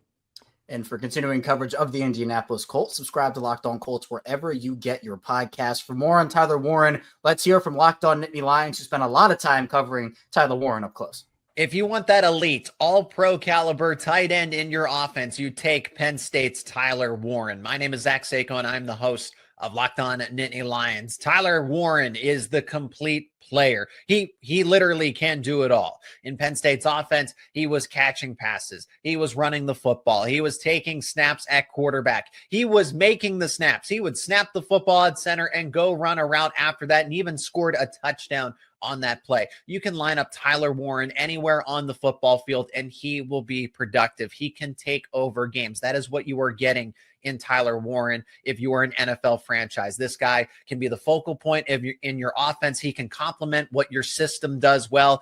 Either way, you are going to get somebody that puts the team first, checks off every single box, and can do it all as a complete tight end. Blocking, catching, anything that you ask him to, Tyler Warren will do it, and he is worth a top 10 pick in this year's NFL draft. For more coverage around Penn State football and other Penn State sports, subscribe to Locked On Nittany Lions on YouTube and wherever you get your podcasts. The pick is in. With the 15th pick, the Atlanta Falcons select Jalen Walker, linebacker, Georgia. Let's bring in Locked On Atlanta Falcons host Aaron Freeman. So first of all, Free, I got to give you so much credit because the inside joke is you kept on your pink shirt because that's what we wore on our show earlier today because we wanted the Falcons to come in hot. They did what you asked them to do. Your mantra has been the free guarantee on your Locked On Falcons show, our Atlanta Football Party shows. How satisfying is it for you, first of all, to have your guarantee of a defensive player actually come to fruition? I was a little nervous, T, in the lead up to the pick because I'm like, it's right there. Jalen Walker, when Carolina passed on him, the second most popular destination for him besides 8 to the Panthers was 15 to the Falcons. And it was like, okay, this seems to be the way it goes, but the Falcons will always throw you a curveball and zig when you expect them to zag. And so I was a little nervous. And then when the pick came in and it was Jalen Walker, I'm like, okay, yep, makes total sense. The Falcons get a versatile player, right? That's the thing with Jalen Walker, right? If you love the versatility, you say he's a hybrid. If you don't love the versatility, you call him a tweener. But a guy that played both linebacker and defensive end or outside linebacker, edge rusher, whatever you want to call it, for the Georgia Bulldogs this past year, has that versatility for the Atlanta Falcons. But I think given their obvious need to enhance their pass rush, they're going to ask him to go forward as an edge rusher immediately. And he has the tools and talent to help them immediately in that role. Yeah, because he's officially listed as a linebacker. Obviously, the Falcons' depth chart is right with linebackers, but what's that one thing that kind of stands out for you when you look at Jeff Ulbrich, some of the comments that he's made as defensive coordinator for this Falcons team and how he wants to really delve into and really kind of lean into that variety and multiples? What do you think is that biggest thing that Jalen Walker brings for this Jeff Ulbrich defense? Yeah, well, you talk about multiple defenses. It's that hybrid defense. Sometimes we're 3-4, sometimes we're 4-3, and so Jalen Walker has the ability to be able to be moved around the formation. And I think especially, really, what Jalen Walker allows you to do is to be a more aggressive defense. That he's not necessarily at this stage in his career a guy that you can just ask to put his hand in the dirt and go get the quarterback. I think with him and Leonard Floyd and Arnold Ebiketie and Caden Ellis and all these guys that the Falcons have up front, there's not a single one of these guys, at least at this stage in their careers, that you can say that's a guy that I definitely know is going to be able to get the quarterback on the ground. Now, obviously, with the Falcons selecting Jalen Walker this high, they expect him to grow into that player. But I think what the Falcons are looking to do is to be that more aggressive defense, as we saw in that 5-week span after their bye week when they were, I think, second or third in the NFL in sacks after spending the entire previous part of the season being dead last in sacks.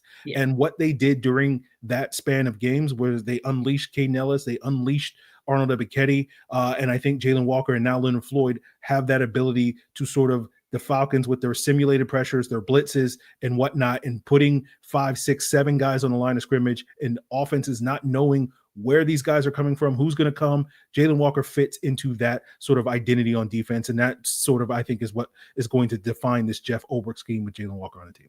Yeah, as good as Jalen Walker is, Aaron, some may say it's a bold pick. And we can explain what we mean by bold, because with this Falcons organization, particularly in the Terry Fontenot scheme, it has been 4 straight offensive players in the first round. So to get a defensive player in the first round is a bold move for this Falcons organization under the Terry Fontenot era, right? And also to get a UGA player in the first round is an absolutely bold move from what we've seen from Terry Fontenot. Do you believe, Aaron, that this is kind of reading the tea leaves, that we're going to see some more bold, sort of uncharacteristically bold moves from Fontenot? It's going to be interesting to see how the rest of the draft goes, with this being sort of the first selection. As you said, this is the first, I believe, Georgia player they've taken in the first round. This is the first Georgia player they've taken in the top 100 since 2011 when they took Akeem Dent in the 3rd round in that Julio Jones draft. This is, this is one of those things where we sat here all offseason saying, if they don't get a Georgia player early in this year's draft, given how some of the top Georgia players lined up perfectly with their needs, particularly on the defensive side of the ball, like, it's never going to happen for this football team. And as you said, getting that defensive player after years and years of investing on the offensive side of the ball, and you saw that offense look like it was on a bright trajectory at the end of the season with Michael Penix. And it's like, hey, you got enough pieces on that side of the ball. You need some help for this defense that desperately needs it. That was, bottom 5 throughout most of last season and was dead last for most of last season in terms of pass rush. So I think Jalen Walker really shows that the Falcons are not, going to putt around and make and try to be cute with their draft selection. And we talked all offseason about how this is going to be a defensive heavy draft, and at least one pick in, so far so good. With the rest of the picks, because as I said, the Falcons are known to throw a curveball at you, but it does seem like they're heading in that direction for that defensive heavy focus. I'm so glad that you and I didn't have to start our conversation this year with the Falcons gonna Falcon, because they didn't. Falcon, appreciate the time free for continuing coverage of the Falcons. Subscribe to Locked On Falcons wherever you get your podcast. And for more on Jalen Walker, let's hear from Locked On Bulldogs host Clint Shamblin, who spent a lot of time covering Walker up close. Clint Shamblin, Locked On Bulldogs here, talking Jalen Walker and why he is going to be your team's favorite draft pick. It's this and this reason alone. He's the best linebacker in the draft, period. That's all you need to know. This cat is the real deal. He came under Kirby Smart, Glenn Schumann, really, really accelerated under athleticism, point of attack, pass rushing, as well as sideline to sideline eraser. Nakobe Dean, Roquan Smith, Channing Tindall, all of them are there. And this is just the next succession of great linebackers at Georgia. If you are a linebacker in America that wants to get drafted onto a playoff team, you come to Georgia. That's where you go. If your team needs a linebacker, you head down to Kirby Smart because the products are ready to go. And Jalen Walker, Butkus award-winning linebacker, he not only can play with his hand off the ground, he can get into a stance and get off the edge. He's a disruptor. He's incredible. Your team is lucky to be getting him. Jalen Walker, great draft selection. Speed, athleticism, smarts, and tenacity all rolled into one. The pick is in. With the number 16 pick, the Arizona Cardinals select Walter Nolan, defensive lineman from Ole Miss, presented by LinkedIn. Here to talk about it with me, it's Alex Clancy, the host over at Locked On Cardinals. And Alex, felt like the Cardinals going to go on in a bunch of different directions with this pick. They decided to go with Walter Nolan, a very deep defensive line class. Walter Nolan got a lot of buzz, especially over the last few days before the draft began. How are you feeling about the pick? You feel solid. I mean, the Cardinals had a couple of needs. Any one that they would have chosen, you got to be happy with. And they're making an off-season weakness into a bona fide strength going into 2025, and you can't be mad at it. Not at all. And now you have Arizona adding a very talented player to that defense. What does Walter Nolan bring to that defense? What are some strengths that intrigue you about him in this defense, and how can he help be an immediate impact player? He brings some twitch.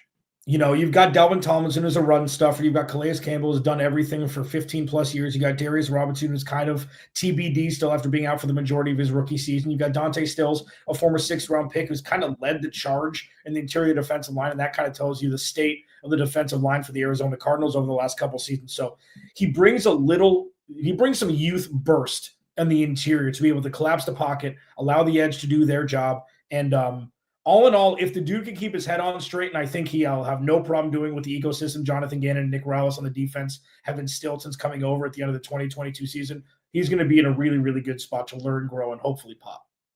Was this the pick you would have made if you were Arizona? Does this make sense to you, or was there another player or two that you liked over Walter Nolan? So I'll take the latter first. Does it make sense? Yes. Was it the person I would have taken? No. I'm a huge offensive line guy. If you don't protect Kyler Murray, if you don't protect the quarterback, none of it's going to work. I would have gone corner second with Johnny Barron and Will Johnson just falling into their lap at 16 to shore up the secondary. But if you add some beef and some youth, I don't know how you can be mad at it. So I'm not, screaming from the mountaintops like I did when Steve Keim traded for Hollywood Brown with the 1st round pick that turned into an all-world center and drafted a tight end in the 2nd round a couple years ago. This is a far cry from that. And for continuing coverage of the Arizona Cardinals, subscribe to Locked On Cardinals wherever you get your podcasts. And for more on Walter Nolan, let's hear from Locked On SEC, who spent a lot of time covering Walter Nolan up close. Walter Nolan could be the next Aaron Donald. What's up, everybody? Chris Gordy here from Locked On SEC. And any team that drafts Walter Nolan out of Ole Miss is getting an absolute stud. A guy who was just scratching the surface on what he could be in college. Spent 2 seasons at Texas A&M before spending last season at Ole Miss in Oxford. 4 sacks in 23 with the Aggies. Up that to 6.5 last season with Ole Miss. He's big. He's strong. He's physical. He's compared himself to Aaron Donald. Now, Donald had 4 years at Pitt before coming out. Nolan coming out just 3 years of college. But at 21 years old, he'll plug in immediately on the interior of a team's defensive line, and coaches are going to love his physicality. To me, the sky is the limit for Walter Nolan at the next level.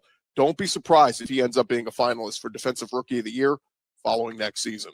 For more on the SEC, remember to subscribe to Locked On SEC wherever you get your podcasts. Did you know your Fire TV is also an Xbox? Turn any TV into your gaming and entertainment hub with Fire TV Stick 4K devices. No console required. Just grab your paired controller, subscribe, or sign into Xbox Game Pass Ultimate with EA Play included, and you're ready to play. Dive into hundreds of premium titles from EA Sports College Football 25 to Call of Duty Black Ops 6 and Avowed as easily as you stream your favorite shows. It's gaming made simple, and it's all on your Fire TV. Play high-quality Xbox games at a fraction of the cost of a console. Already have a console? A Fire TV Stick 4K device is more affordable and easier to travel with, allowing you to take you or your kids' games wherever you plug in. Head to Amazon.com/Fire TV Locked On to get started. Xbox Game Pass Ultimate subscription and compatible controller required. Available on select devices, including Fire TV Stick 4K, 2nd Gen, Fire TV Stick 4K Max, 1st and 2nd Gen, and Fire TV Cube, 3rd Gen. The pick is in. With the 17th pick, the Cincinnati Bengals select Shamar Stewart, edge, Texas A&M. Let's bring in Locked On Cincinnati Bengals host, Jake Lisco. Jake, was this the pick you expected at 17 and was the right one for the Bengals? It was the pick that I expected today. It's not the pick that I expected yesterday. It's not the pick that I expected when the Arizona Cardinals were on the clock. But as soon as the Arizona Cardinals selected Walter Nolan, I thought that Shamar Stewart was next in line for the Cincinnati Bengals. I hoped for a Derek Harmon here. That was probably the favorite for me at that point in time, but I did expect that the Bengals would really like Shamar Stewart, and they did, and they took that bet. Yeah, and for you, you think about Stewart and the fact that he recorded just 11 TFLs, 4.5 sacks in 3 seasons at A&M, but some still say his tape is better than his production. So how much do you buy into those thoughts about Shamar Stewart's upside?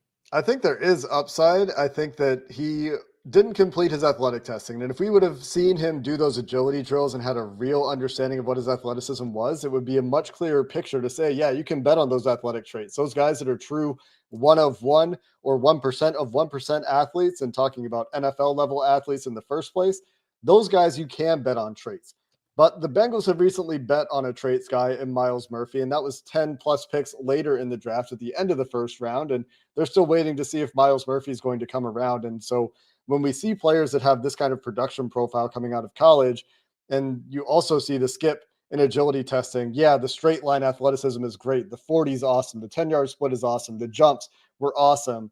The hurries, he's leads Texas A&M in pressures, but then the finishing isn't there. The missed tackles racked up for Shamar Stewart. And that's also true of Derek Harmon. So that's the guy that I wanted, another tackling issue. But the Bengals are counting on the fact that they're going to be able to get him to be a better finisher than he was in college. And there was a long track record for Stewart in college of not being able to finish those plays. There was a big step up in run defense, at least in his final year at A&M, but it is a bet. And so there's obviously a chance that he hits that upside. I hope he does for the sake of the Bengals. I think that would be a necessary piece for their defense. When you're taking a defensive player at 17, you hope he can be a cornerstone for you. Yeah. And we'll see if that bet pays out. And I was thinking about that too, Jake, because this is one of those quirky divisions where it's very difficult for a team to think about how they're going to get out of the division. When we look at last year, for example, it seemed like it was going to be the Steelers until it wasn't. Then it was obviously the Ravens, but the Bengals were right there, and we just kind of never know what the Browns are going to be. But that said, Shamar Stewart's going to have to face Lamar Jackson and then whomever the Steelers and Browns put on the field under center multiple times this coming season. How much does Stewart help the Bengals to move the needle for their ability to contain Jackson and also to really get back to the top of the division? They hope that it gives them some help to be a contain edge. They hope that his size plays up. They hope that the run defense improvements that he showed in his most recent year at A&M can translate to the NFL and continue to trend in that direction. He's still a young player. There's still room for development there. And obviously, like I said, the straight line traits and the strength are there for Stewart. It's a matter of developing his football sense, his understanding of what teams are trying to do to him, and his ability to find the ball on the field. And on top of that, find ways to finish plays. And part of that is being able to anticipate what's coming. And the game needs to slow down for him a little bit, I think. But with all those traits, that's clearly what the team is banking on here. Again, not a pick that I would have probably made personally, but I'm not in the Bengals front office, obviously. And so we'll hope that the traits work out, looking at it from the outside, looking in for the Bengals, and that those production questions don't persist into the NFL.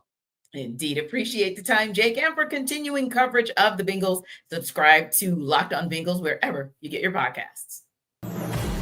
The pick is in.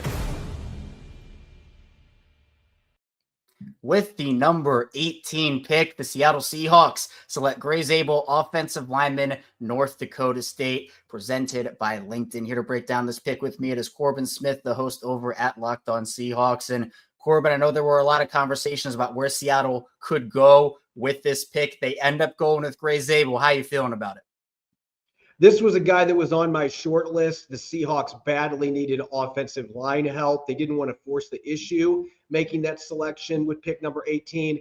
But Clint Kubiak's offense is going to be requiring athletic blockers that can get out in space get on the move, win the position battle. Gray Zabel can do all of those things. One of the most athletic linemen in this class, 36.5-inch vertical, 4.6 second short shuttle. So he's got quickness, he's got explosiveness, and he's played all 5 offensive line spots. That versatility is rare, even for an FCS prospect. Shine to the Senior Bowl. This is a really good value pick, even with an FCS player, because that gap has closed clearly. We're seeing more of these FCS guys make it to the NFL ranks and get picked early by year, it feels like. Was there anybody else that you felt like could have been a fit for this pick, or do you think that the board fell the way that it did and Gray Zabel was the guy they were going with all the way? I think there were definitely some other names that were in consideration. Will Johnson, the corner from Michigan, was still there. Donovan Ezraku, who is yet to be picked as of the time of this recording, another player that the Seahawks could have went with off the edge. There were a few receivers. Matthew Golden went to the Packers. That's why the Seahawks were trying to trade down. They were actively trying to move down because they had a number of players they were interested in, but other teams felt the same way, so they couldn't strike that deal. Gray Zabel was number 1 of their draft board. They opted to pick the guard that can help bolster their interior offensive line. And now the Seahawks still have more work to do. Other draft assets can certainly be used at other spots. Corbin, where are you looking for Seattle to bolster up now that you have a guy like Gray Zabel on your offensive line? Now they've addressed their offensive line, there's a number of directions they can go. This is a really deep defensive line class, both at the tackle positions as well as edge rusher. I think there's a strong possibility that the Seahawks use one of their 2 second-rounders on a defensive lineman. And I think receiver, there's going to be a major run on wideouts in the early to middle second round. Maybe somebody like Jaden Higgins, the 6'4" receiver at Iowa State, or Jalen Royals, the playmaker out of Utah State, would make sense at 50 or 52.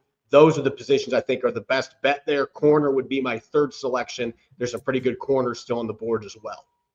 And for continuing coverage of the Seattle Seahawks, subscribe to Locked On Seahawks wherever you get your podcasts. And for more on Gray Zabel, let's hear from Locked On NFL Draft, who spent a lot of time covering Gray Zabel up close. Gray Zabel will help improve your interior offensive line as one of the better round 1 prospects in the 2025 NFL Draft. My name is Damian Parson. I am the lead host of the Locked On NFL Draft podcast, and Gray Zabel is a guy that has played 4 out of the 5 positions on the offensive line. He had a stellar week down in Mobile at the Senior Bowl. A guy that comes from North Dakota State, technically a small school, was up for the task against the big dogs. And you talk about a guy that contained the yard with the big dogs on it. He was one of the biggest dogs who handled his business. This is a guy that understands how to use his wingspan at 32. He's going to play more as an interior offensive lineman. He can play both guard spots and center. If you need to improve your interior offensive line with a quick-footed, strong guard or strong offensive lineman, that will be Gray Zabel. And for more draft prospects, go subscribe to the Locked On NFL Draft podcast wherever you get your podcasts. The pick is in. With the 19th pick, the Tampa Bay Buccaneers select Emeka Egbuka, the wide receiver out of Ohio State. So let's bring in Locked On Bucs host James Yarko to break down the Bucs selection. Now, James, the Bucs have Mike Evans and Chris Godwin. Now it seems like it might be an embarrassment of riches, but were you surprised that they went out and got another receiver? Stunned. Absolutely stunned. I was at a loss for words. Because, I mean, Mike Evans, Chris Godwin, and then Jalen McMillan, the 3rd-round pick from last year, who, along with Jamar Chase, had the most touchdowns of any receiver in the NFL over the last 5 weeks of the season.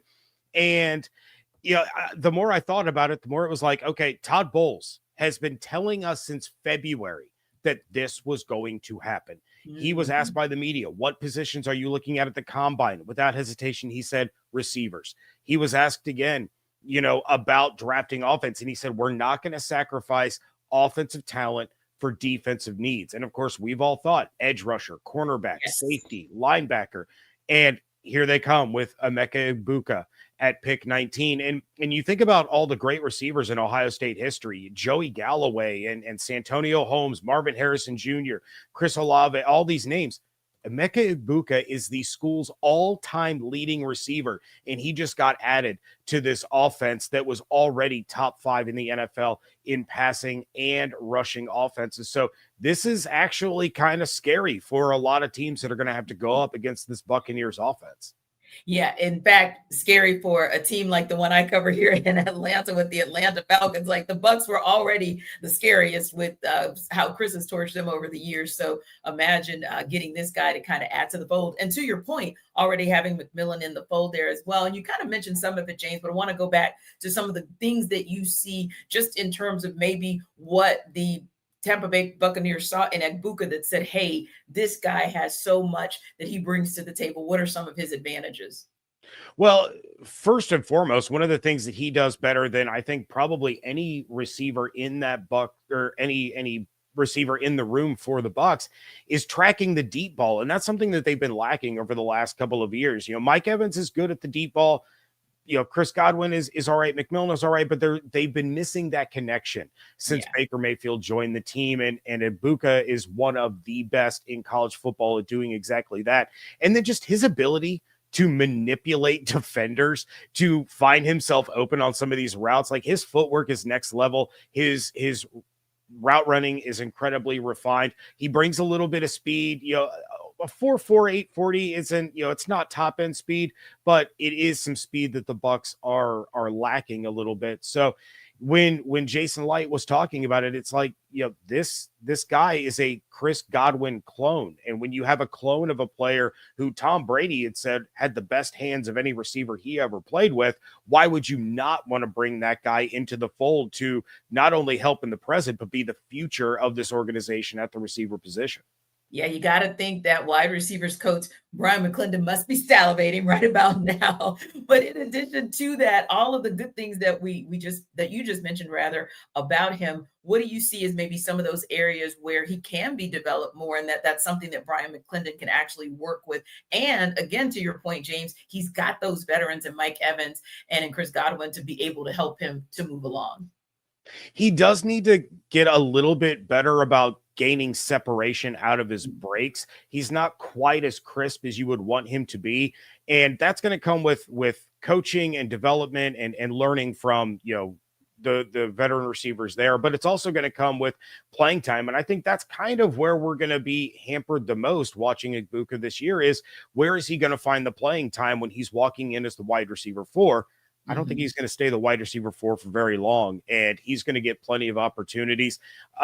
This is a guy that just fits perfectly into what new offensive coordinator Josh Grizzard is going to want to do with the offense, run 4 receiver sets, spread the defense out, and that's going to allow Bucky Irving out of the backfield to do Bucky Irving things. So just top to bottom, this was a really great pick, and there's no pressure on him to be the guy right out of the gate, like his teammate Marvin Harrison Jr. was with Arizona last year as a top 5 pick. He can kind of absorb and relax a little bit and learn from a first ballot Hall of Famer in Mike Evans and learn from Chris Godwin and even kind of talk to Jalen about the rookie struggles that he had and what caused him to go on that run late in the year. So this is the perfect spot for him. It really is a great pick for the Bucs. As surprising as it was, it's going to make this offense so much more dangerous.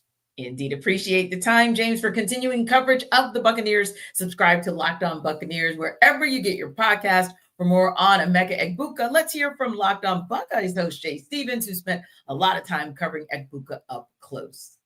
Emeka Egbuka runs his routes with the correct tempo and pace to excel in the National Football League. What is up, guys? My name is Jay Stevens, the host of Locked On Buckeyes. And Emeka Egbuka, standing at 6'1", 202 pounds, has the size and the speed to excel at either playing on the outside as a receiver or playing in the slot. Now, he's primarily going to be a slot, but he can be a utility player. Whatever the team needs from him, he can make that thing happen. Emeka Egbuka figures out the right way and time to manipulate the coverage. He is great at the line of scrimmage, and you can see time and time again on the film, he wins routes at the line of scrimmage. He beats the defender, and there's no way you can catch up with him.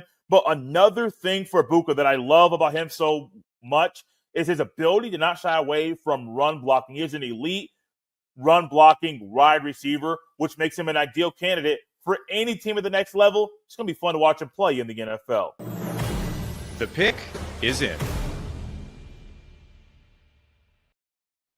With the number 20 selection, the Denver Broncos select Jahdae Barron, cornerback from Texas, presented by LinkedIn. Here to talk about this with me, break it all down, it's Sayer Bedinger, one of the hosts over at Locked On Broncos. And Sayer, plenty of ways Denver could have gone with this pick. Now, we know Denver's defense was dominant last season. They add to it Pat Surtain, Riley Moss, now Jahdae Barron added into the fold. How do you like the pick and how do you like the fit? Well, really excited about the pick because felt like outside of Travis Hunter, this was the best corner in the draft. And we know the Denver Broncos and George Paton, since his first draft with the team, they love taking corners high. It's not the first time fans have been upset with George for taking a corner over some more coveted Ohio State offensive players, which he did with Pat Surtain when Justin Fields was still on the board back in 2021. So love the player, very versatile, love the fit because I feel like he can slot right into that nickel corner position with Pat Surtain and Riley Moss on the outside. Would you have preferred a running back? I know that a lot of people were maybe talking about the potential of Amarian Hampton being the pick here, or do you think that Jahdae Barron was too good of a talent to pass up at 20? I think he was too good to pass up at 20 with the quality of depth at running back in this draft. And I think the Broncos really believe what George Paton said before the draft started at his pre-draft presser, which is we can get starting caliber guys in rounds 2 through 6. And I don't think that was just a GM saying stuff to fluff up a draft class, right? I think he really believes that. And so you go get the best guy on your board. And it's nice that the Broncos are in position to be able to do that after, they were still searching for a quarterback just last year. And now Denver still has plenty of options as the draft rolls along. You mentioned running back later, maybe with how the draft is in terms of depth at that position. Where else are you looking for Denver to strengthen as the draft goes along? I think playmakers around Bo Nix is the biggest thing. Running back, obviously, they thought maybe potential of a wide receiver in round 1, potential of a tight end in round 1. So I would say be keeping an eye on those positions. But the Broncos also really like the defensive line in this particular incoming class. So wouldn't be shocked even if they go back-to-back defensive picks here. And you can get continuous coverage of the Denver Broncos. You can subscribe to Locked On Broncos wherever you get your podcasts. And for more on Jahdae Barron, let's hear from Locked On Longhorns, who spent a lot of time covering Jahdae Barron up close. Jahdae Barron is that missing piece that your team's defense has been looking for. What's up, guys? BK, Brad Kellner here from Locked On Longhorns with a quick draft profile on Texas DB Jahdae Barron, maybe the most versatile player in this entire draft. How good is Jahdae Barron? This guy was an all-conference player at nickel back in 2023. He switched positions to play outside corner in 2024, and he won the Thorpe Award as the best defensive back in the country. Real deal right there. He can play corner. He can play nickel. He can play safety. He can play down in the box. He is a defensive coordinator's dream because of his versatility. Jahdae Barron was a huge part of Texas's success these last 2 years. He is a winning player that will undoubtedly get the job done in the NFL. For more on the Texas Longhorns, subscribe to Locked On Longhorns on YouTube or wherever you get your podcasts. Ever check your bank account and wonder, where did all my money go? Between dining out, online shopping, and entertainment, it's easy to lose track. That's where Monarch Money comes in, your personal CFO, giving you full visibility and control over your finances. Monarch Money isn't just a budgeting app, it's a complete financial command center. You can track all your accounts, investments, and spending in one place, so you stop just managing your money and you start building wealth. Instead of juggling multiple apps, you can use Monarch to check your finances, track spending, and even plan long-term goals. Managing money with your partner is smoother than ever. You can track shared and personal accounts, set goals, and stay on the same page without the stress. Take control of your finances with Monarch Money. Use code LOCKEDONNFL at monarchmoney.com for 50% off your first year. That's monarchmoney.com, code LOCKEDONNFL for half off your first year.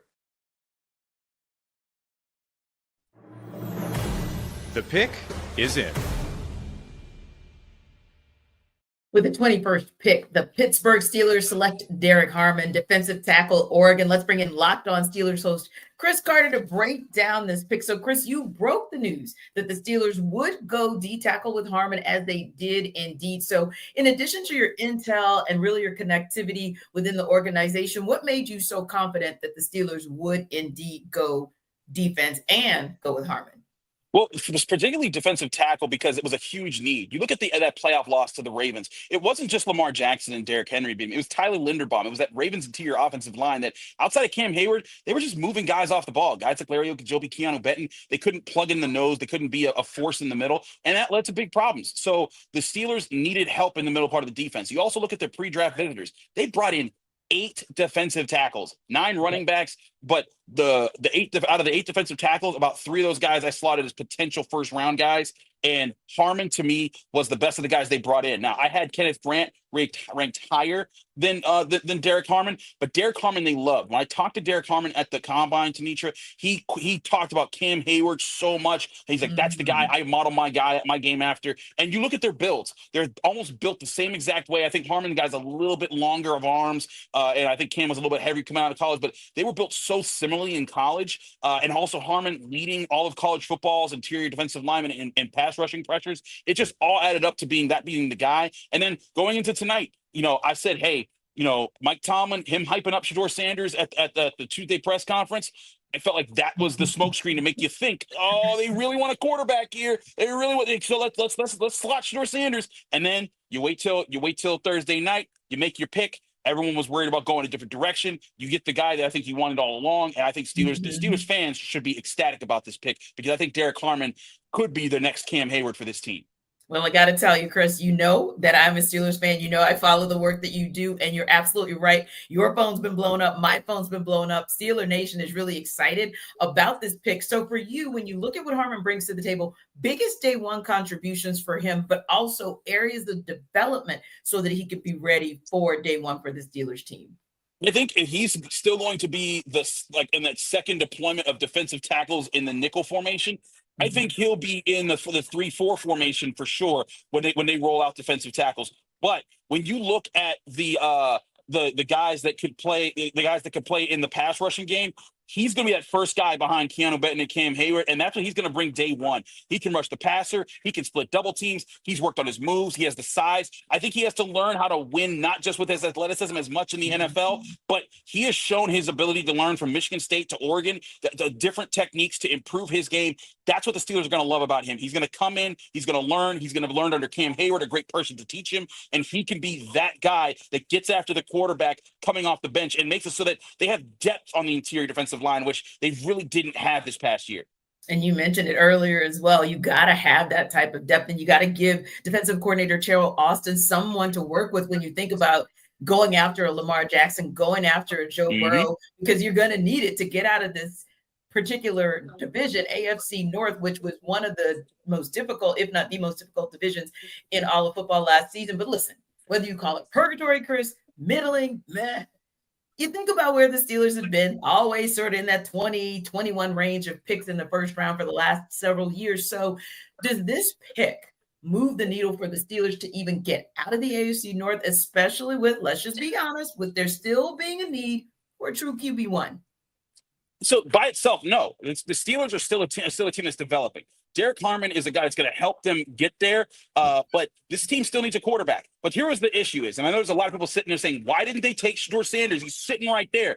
To me, I had Shedeur Sanders as a second-round pick, and you don't take second-round quarterbacks in the first round when you got guys that you think can be generational talents. And that's what I think is is what you get when you get a Derek Harmon. Sorry for the noise in the background here. No problem at all. No problem at all.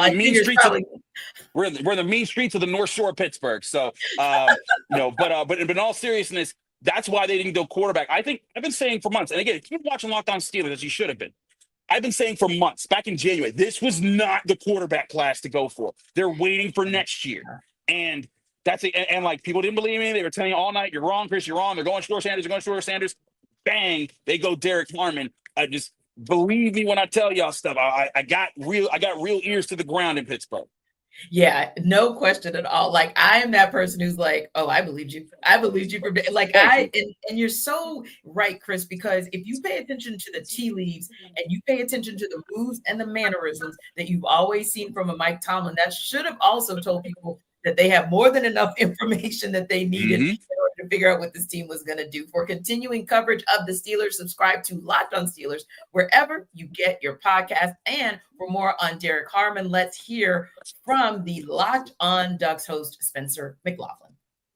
Derek Harmon is one of the best and most well-rounded defensive tackles in the 2025 NFL draft class. Spencer McLaughlin here of the Locked On Ducks podcast. The team that drafts Derek Harmon is getting a guy who is ready to contribute right now. He's a guy who can make explosive plays in the run game. He can make explosive plays in the passing game. He literally ripped the ball away to create a turnover for the Ducks a season ago. That's the sort of impact that he makes on the field. Defenses have to know where he is at all times. He can make plays against the run. He can get to the quarterback. He is an explosive, dynamic defensive tackle that everybody is going to want in today's world where you want to get after the quarterback. Derek Harmon can be that guy. You want to be a run stuffing machine? Derek Harmon can be that guy. Quickness, power, agility. He has got it all. For more on the Oregon Ducks, check out Locked On Ducks Monday through Friday on YouTube and wherever you get your podcast. The pick is in. With the number 22 pick, the Los Angeles Chargers select Omarion Hampton, running back from North Carolina, presented by LinkedIn. Here to dive into this with me, it is Dan Wade, one of the hosts over at Locked On Chargers. And Dan, a lot of places the Chargers could have gone with this selection, a lot of players available for the Chargers that maybe not a lot of people expected to be there. Ashton Genty goes to Las Vegas as the number 1 running back. Omarion Hampton is number 2. How are you feeling about the pick? I think with the way the board fell to them, I like the pick. And maybe we shouldn't be surprised when Jim Harbaugh and this new regime go offensive tackle with the 5th overall pick. And then after the running game still struggled in 2024, end up trying to find that franchise guy in the 2025 draft. I think with the way the board fell, with positional needs that they really had, defensive line being one of them, and the run that we saw on defensive tackle was in the first round, and just the value of Omarion Hampton, maybe one of the only true kind of first-round caliber players left on the board at a positional need for them. I didn't pick that to be the pick, but I do think I understand the direction they're trying to go and really committing to this running game. And if you're talking about a running back that was built for a Greg Roman type of running scheme, it would come out of the lab looking a lot like Omarion Hampton does. So from that standpoint, I think they hit it on the head. What are some of the strengths that you see Omarion Hampton bringing to this Chargers team? You mentioned Greg Roman is very committed to running that football. Omarion Hampton is a very intriguing player. Why do you think he was the pick for the Chargers at 22? I think he's a pick because he really fits the kind of culture change that they are instilling in Los Angeles, which is a physical, rugged type of player that doesn't really need a lot of help to get his own kind of yardage and things like that. If he has to tough it out, he can. And he also, I think, maybe is a little underrated as far as maybe not being a true home run threat, but the amount of, 15, 20 plus yard runs that he can create with just his style of physicality. I think that it really is the biggest reason why the Chargers would go in this direction. They could have potentially, if they wanted a complimentary back to Najee Harris, went with a Travion Henderson. But this was a move made with the future in mind. Najee Harris is on a 1-year deal. This is a guy that can be Najee Harris for you in the next, for the next 5 years potentially. And I think another thing they're telling us with this pick is we're ready now. We're starting the window right now. We're taking a running back, which could be seen as a luxury pick instead of potentially a bigger need. We're going with a running back because we feel like we're right there and can maybe take the next step. And that starts with improving the running game. And I think Omarion Hampton can bring that. Still a lot of work to be done for the Chargers. Dan, where do you see the Chargers going with their remaining draft capital as they try to round out the roster? Now that they ended up getting a running back, which I said could be seen as a luxury pick, it does leave some pretty big holes left on this roster. I think the edge rusher room is something that has to be addressed right now because Khalil Mack's on a 1-year deal. They need an heir apparent to him. And then I think just firepower offensively and the ability to protect Justin Herbert. Those jump to the top of the board now since they went running back in round 1. Finding an additional weapon, an additional pass catcher outside of Ladd McConkey would be huge. And also finding an improvement in the interior of the offensive line, whether that's a center, whether that's a guard that can come in and really compete for that starting left guard spot right away. If you're not protecting Justin Herbert and you don't get him another weapon, you kind of risk ending this season the way last season ended. And for more coverage of the Los Angeles Chargers, you can subscribe to Locked On Chargers wherever you get your podcast. So more on Omarion Hampton. Let's hear from Locked On Tar Heels, who spent a lot of time covering Omarion Hampton up close. Omarion Hampton is a bell cow 3-down back that will be a huge get for whatever franchise is fortunate enough to draft him. Hey there, it's Isaac Shade, the host of Locked On Tar Heels. Omarion Hampton has got everything you could want in your RB1: big play ability, pass protection, good hands in the pass game, and more. My favorite on-field trait of his is the absurd amount of yards after contact that he racks up every game. But here's what truly sets him apart to me. All Omarion Hampton cares about is winning, and he's committed to doing whatever he has to make that a reality. You know that Saquon Barkley video where he says, "I'd rather get the younger guys some reps than me try to set my single game rushing record"? Man, that is Omarion Hampton to a T. He's a head down, no frills, no ego, no locker room distractions, go to work, great teammate. Buy all the Omarion Hampton stock you can right now. For more on all things North Carolina Tar Heels, make sure you subscribe to Locked On Tar Heels wherever you get your podcasts. The pick is in. With the number 23 pick, the Green Bay Packers select Matthew Golden, wide receiver from Texas. Here to break it down with me is Peter Bukowski, the host of Locked On Packers. And Peter, man, 23 years since the Packers took a wide receiver in the first round, and it happens in Green Bay. Yeah. What was the energy like, and how do you like the pick? Yeah, the energy. I mean, I'm in Green Bay for the draft. Had to be here for this, and it was a really special moment, Kevin, because Mark Murphy, who has stewarded one of the most successful runs of a Packers president. Remember, they don't have an owner; he is the president, and he is. His last year is this. This is the crowning jewel, the crowning achievement. Bringing the draft to Green Bay is his Mona Lisa. And it's been an incredible event. And for him to get to announce the pick, and for him to be able to say for the first time in 22 years and to hear the crowd erupt. I mean, it was an electric atmosphere out there. 120,000 of Mark Murphy's closest friends agreeing with the pick.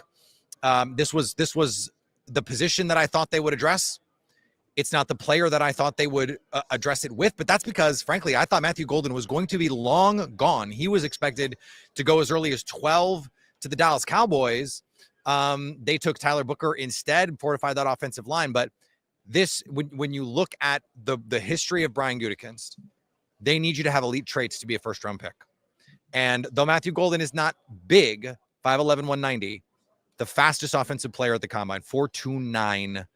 And I know there was a conspiracy that he didn't really run 4.29, but the Athletic reported that they talked to scouts that said, no, they had him at 4.29. They had him at 4.3 flat, 4.31. Like that, this was the range where he was running.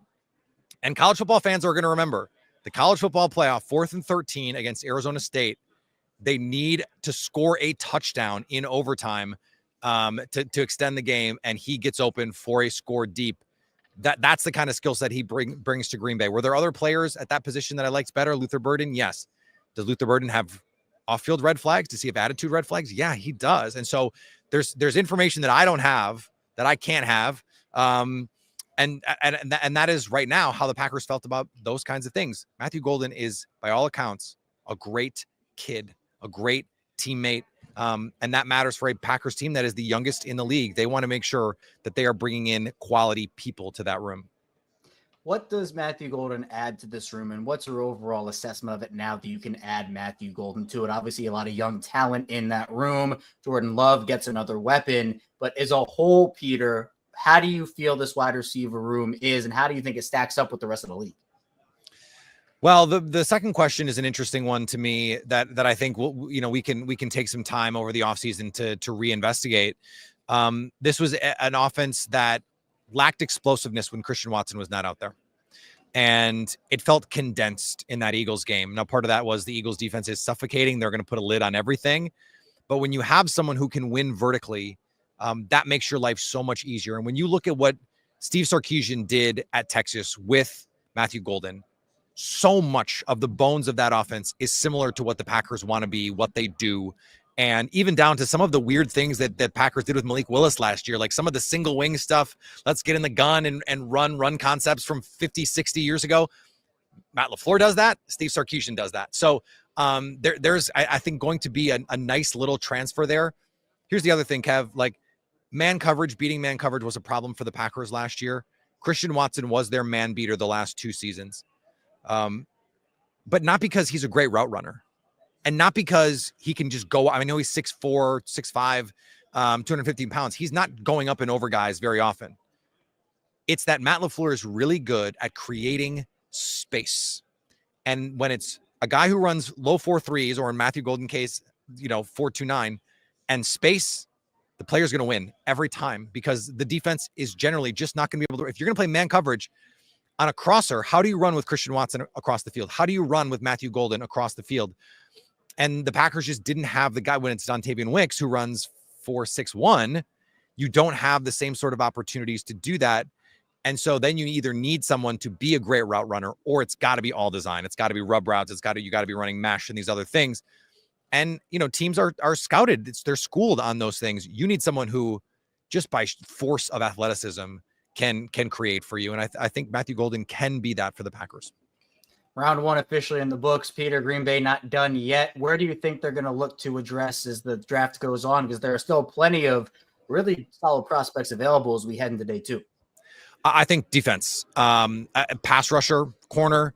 There are way more corners are still on the board than I thought there would be at this point. I thought, Savon Revel from East Carolina had a chance to go in the first round. He's coming off an ACL. Benjamin Morrison has first round tape, the corner from Notre Dame, but he's got 2 hip injuries.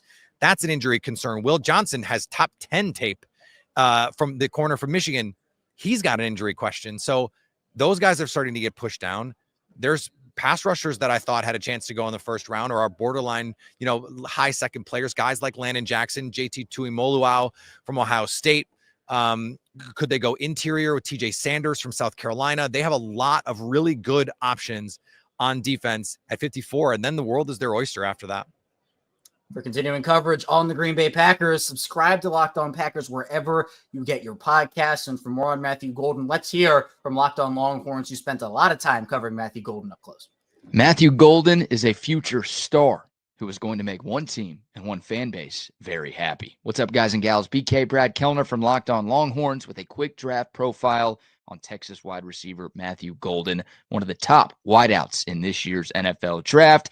Golden only spent 1 season in Austin, but man, he made the most of it. 58 catches, 987 yards, and 9 touchdowns.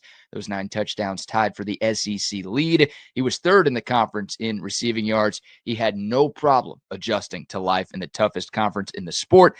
You want to talk about clutch? Go check out the route that Matthew Golden ran on 4th and 13 in overtime against Arizona State in the Peach Bowl. Season on the line, Golden runs the perfect double move to get open and makes the touchdown catch to keep the Longhorns season alive. Great catches, big catches, everything in between. Matthew Golden is the real deal. For more on the Texas Longhorns, subscribe to Locked On Longhorns on YouTube or wherever you get your podcasts. The pick is in. With the number 24 pick, the Minnesota Vikings select Donovan Jackson, offensive lineman, Ohio State, presented by LinkedIn. Here to break this down with me is the host of Locked On Vikings, Luke Braun. Luke, you're bopping your head over there. You're having a good time. Seems like you're loving this pick. Tell me a little bit about how you're feeling. Hey, this went better for us tonight than the Locked On mock draft did. I'll tell you that much. It was very interesting that the Vikings didn't use up their whole clock. There was so much about them trying to trade down. Chargers and Packers do that before. And then they just slammed this thing. I agree with that. I had Donovan Jackson as my favorite guard in this whole class. He is the most, the first word that comes to mind, he is a normal guard. There's no weird proposition. There's no stupid little caveat. He's just a straight up good player, blue blood school, plays good football. I think a lot of the bad things that happened to him were because of he's just not the rangiest. He doesn't have the most range in his footwork. But all that stuff happened when he was out at tackle, where he was only playing to fill in for Josh Simmons' injury. When he was in at guard, excellent pass protector, technical. I love what he does with his hands. I love the way he sets up with his feet. He's got sand in his pants, anchor, all of that stuff. Good recovery if something does happen. If he gets an arm defeated, he can reset it quickly. And just a mauler in the run game. So just set him up with Christian Darrisaw whenever he returns to the field when he's healthy. Get a double team on guys and say good night. We're going to beat everybody with hammers. This is the Vikings now. Tell me about this offensive line with Donovan Jackson in it now. How much more confident are you feeling? Minnesota obviously added a lot of guys this offseason. They revamped part of their offensive line. This is the latest addition to that. How much more confident are you feeling now going into this season than you were heading into last year? So if you remember that playoff game last year, everybody watched 9 sacks, total O-line meltdown. Of the players on the field that game, one of them is still playing for the Vikings, and that's Brian O'Neill. Christian Darrisaw scheduled to return, but even the backup for him is probably Justin School, who's better than David Quessenberry, or who's going to be better, I think, than Cam Robinson was. The entire interior is different now. Assuming that, I mean, he'll have to earn his job. Donovan Jackson will have to earn his job, beat out Blake Brandel. That'll probably be a camp competition in formality, and you would hope that he can kind of win that job. But they've replaced Garrett Bradbury with Ryan Kelly. They've replaced Ed Ingram with Will Fries. They've upgrade. This is now a team that I feel like can approach games the way the Lions do, where we can just kind of say, hey, we're just going to run super simple run plays all day long till you have to overcommit to something, because we can kick the crap out of you at every position. And once you overcommit to something, then we throw the counterpunch at you, and then things can sort of snowball from there. The Lions had this like snowball effect. I think the Vikings have done a great job of building an offense that can do that same snowball effect as long as JJ McCarthy is okay. He doesn't even have to be amazing. He has to be better than Nick Mullins. Like, we're in a spot where we can be that team. And I think the question marks for the Vikings lie now entirely on the defensive side of the ball. Now, the Vikings still have draft capital to work with. Now that you have Donovan Jackson in the fold, where else are you looking as the draft goes on for Minnesota? D-tackle. So the Vikings signed 2 D tackles, Jonathan Allen and Javon Hargrave. They're both over 30. They're both coming off injuries. So while they did acquire a lot at that position, there's still reason to want a long-term plan, a backup plan if injuries come back, right? Like, there's a lot of reason to want to bolster the depth. The Vikings do have good D-tackle depth too. They've got a couple of guys you probably haven't heard of that played pretty well in like Taki Taimani or Jalen Redmond. But a kind of a long-term answer at that position would be really exciting, but also they need so bad in the secondary. Somebody like Malachi Starks or Nick Emenwari would have been awesome here, but now the Vikings aren't up again till pick 97. So we're starting to talk about like Billy Bowman, or some of these are like 3rd round guys that you can get. And we're looking for who's the sleeper kind of deal. The Vikings were really motivated to trade down, and they must've talked a lot to the Giants, who just traded up and then they picked Jackson Dart pick later. And so I'm pretty surprised that they didn't wait the clock out a little bit more and they just went up and slammed it. But I get feeling that excited about Donovan Jackson, because so am I. For continuing coverage of the Minnesota Vikings, subscribe to Locked On Vikings wherever you get your podcasts. And for more on Donovan Jackson, let's hear from Locked On Buckeyes, who spent a lot of time covering Donovan Jackson up close. Donovan Jackson has the measurables, the power, and the movement to be a starting guard in any scheme in the National Football League. What is up, guys? My name is Jay Stevens, the host of Locked On Buckeyes, and Donovan Jackson's power at 6'4", 315 pounds shows up all over the film. Matter of Ohio State called a gap run scheme or a zone run. He is a guy that also has the athleticism to excel in the zone run or playing left tackle, where in the middle of the season, he had a bump out to left tackle due to injuries the Buckeyes offensive line had, where he showed off his athleticism in space and was a force out on the outside and quickly figured out how to use his length, how to use his size, how to use his speed, even his power on the outside playing a new position. But ideally for Donovan Jackson, he is a guard, a starting guard that can provide an impact on day one in the NFL. Did you know your Fire TV is also an Xbox? Turn any TV into your gaming and entertainment hub with Fire TV Stick 4K devices. No console required. Just grab your paired controller, subscribe, or sign into Xbox Game Pass Ultimate with EA Play included, and you're ready to play. Dive into hundreds of premium titles from EA Sports College Football 25 to Call of Duty Black Ops 6 and Avowed as easily as you stream your favorite shows. It's gaming made simple, and it's all on your Fire TV. Play high-quality Xbox games at a fraction of the cost of a console. Already have a console? A Fire TV Stick 4K device is more affordable and easier to travel with, allowing you to take you or your kids' games wherever you plug in. Head to Amazon.com/Fire TV Locked On to get started. Xbox Game Pass Ultimate subscription and compatible controller required. Available on select devices including Fire TV Stick 4K, 2nd Gen, Fire TV Stick 4K Max, 1st and 2nd Gen, and Fire TV Cube 3rd Gen. The pick is in. 25th pick, the New York Giants select Jackson Dart, quarterback, Ole Miss. Let's bring in Locked On Giants host Patty Traina to break down the pick at 25. So, Patty, the Giants go back to the well to get their guy under center from Oxford. What do you like about the pick of Dart at maybe a safer 25 versus a pick at 6 like Daniel Jones in 2019? But Harkening back to another nice pick from Oxford. Yeah, the Eli Manning connection, right? Giant fans are only hoping that Jackson Dart turns into the next Eli Manning. But no, seriously, I like this pick because it wasn't a reach. At a certain point, I think in the draft order, you were getting into second round territory. So really what the Giants did, they gave up their second round pick, which, you kind of figured was going to be part of the cost. They gave up one of their third round picks, which, we figured would be the case. And I think they gave a future pick as well. I think it was a future 3. So really not a bad deal. If you think about it, if Jackson Dart turns out to be the next franchise quarterback for this team, it's really been, it's a good deal. And it's a lot less than what it cost them to get Eli Manning back in the day. True. So what do you feel like when you look at Jackson Dart? What's the upside that you see for him, and maybe what's the biggest developmental piece for him? Yeah, so a lot of Jackson Dart, there's some similarities to what Josh Allen brought to the table. And of course, Brian Dable, Josh Allen, we all know the story there. He's a big kid. He's got good size, a good arm. He's got some development to do. Obviously, that system down in Ole Miss is a little, unorthodox, if you will. But Brian Dable did a lot of work on him. He mentioned that, the system has its roots to what they did in Alabama.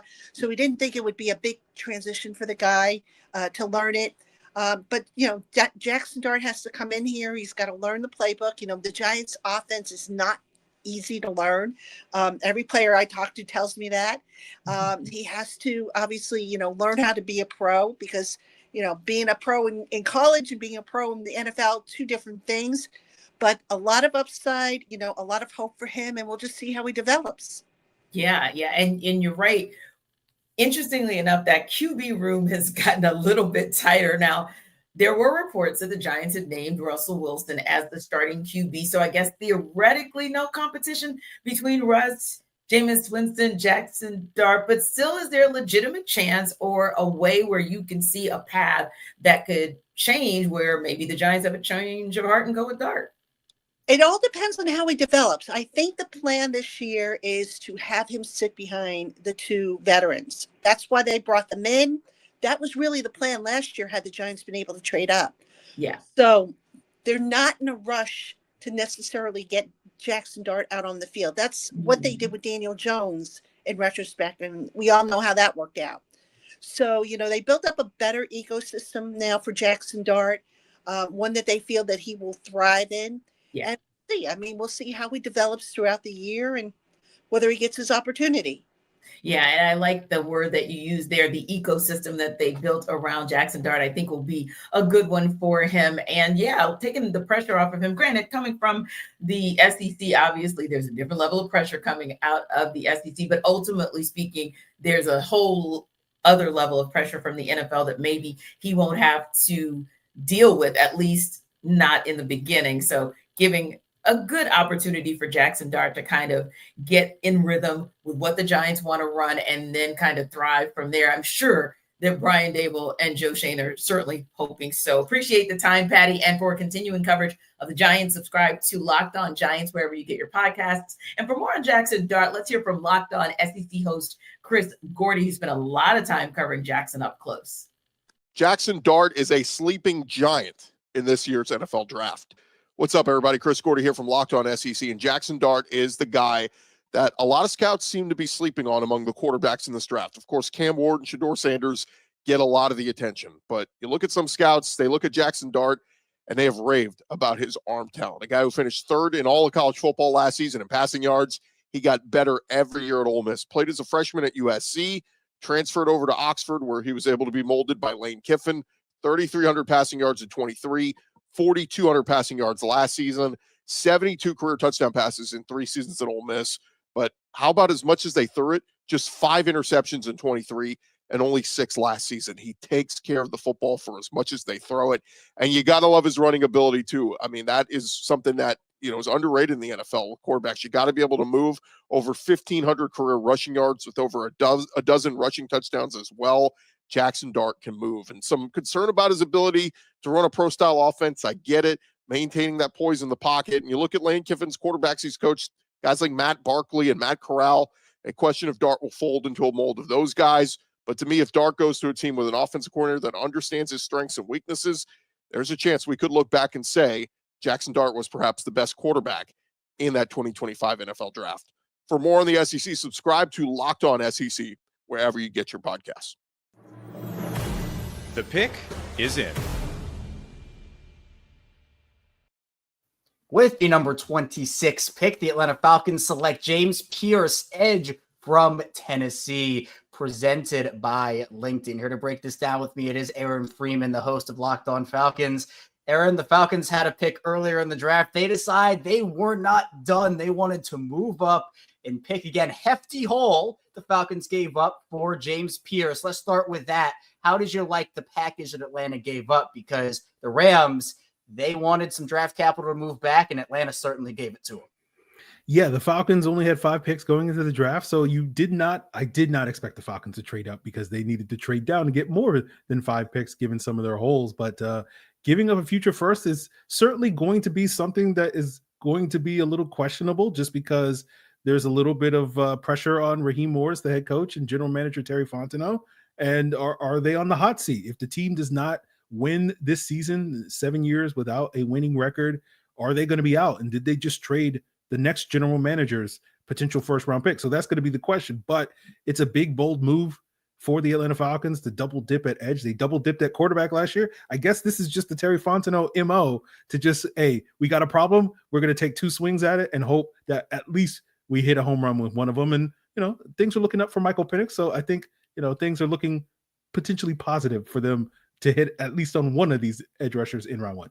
Yeah, well, James Pierce, Aaron, certainly one of the more controversial players in this draft. Talent sky high, through the roof, potential through the roof. Obviously, some off-field concerns that I'm sure some teams might have had him off of their board. Atlanta clearly feels confident enough to trade all this capital to move up and get him. What is your take on James Pierce and what he can bring to Atlanta? And do you think that the risk is worth it that Atlanta took here?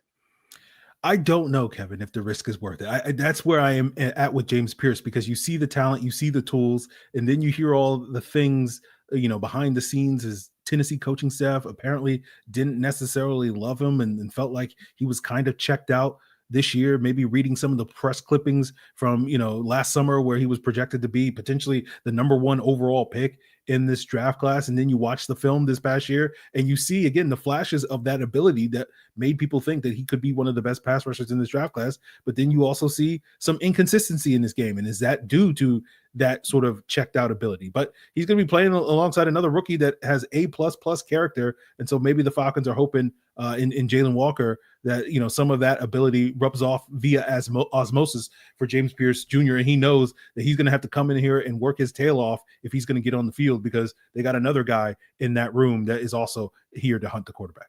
Well, we know not a lot of picks left for Atlanta at this current juncture after this. I mean, where are you on the Falcons roster right now? And how do you think that the Falcons can maximize their remaining draft picks to really help bolster out the remaining parts of what they need? Yeah, right now they have a 3rd round pick, a 4th round pick, and a 7th round pick. They got still some holes to plug on defense.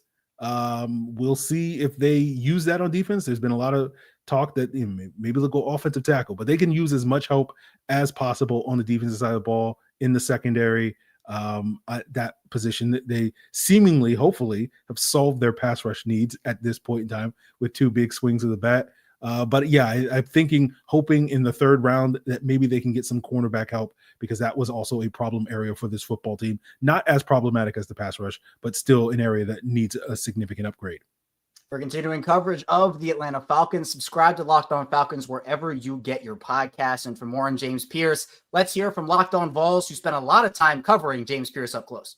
James Pierce Jr. is a really solid football player in the making. Hey, I'm Eric Kane, host of Locked On Vols, and what an NFL team is getting in James Pierce Jr. is a guy that's got quick twitch, tons and tons of athletic ability, and a guy that's getting better at defending the run from the edge, setting the edge, forcing everything back inside. But again, he is a pass rushing specialist. His stats speak for themselves at the University of Tennessee, and he'll work on being a pass rushing specialist in the NFL too, being a 3-down football player. He's a bit of a project, but the athletic ability speaks for itself. That is James Pierce Jr. For more on James Pierce Jr. and any Tennessee prospect, check out Locked On Vols wherever you get your podcast. The pick is in.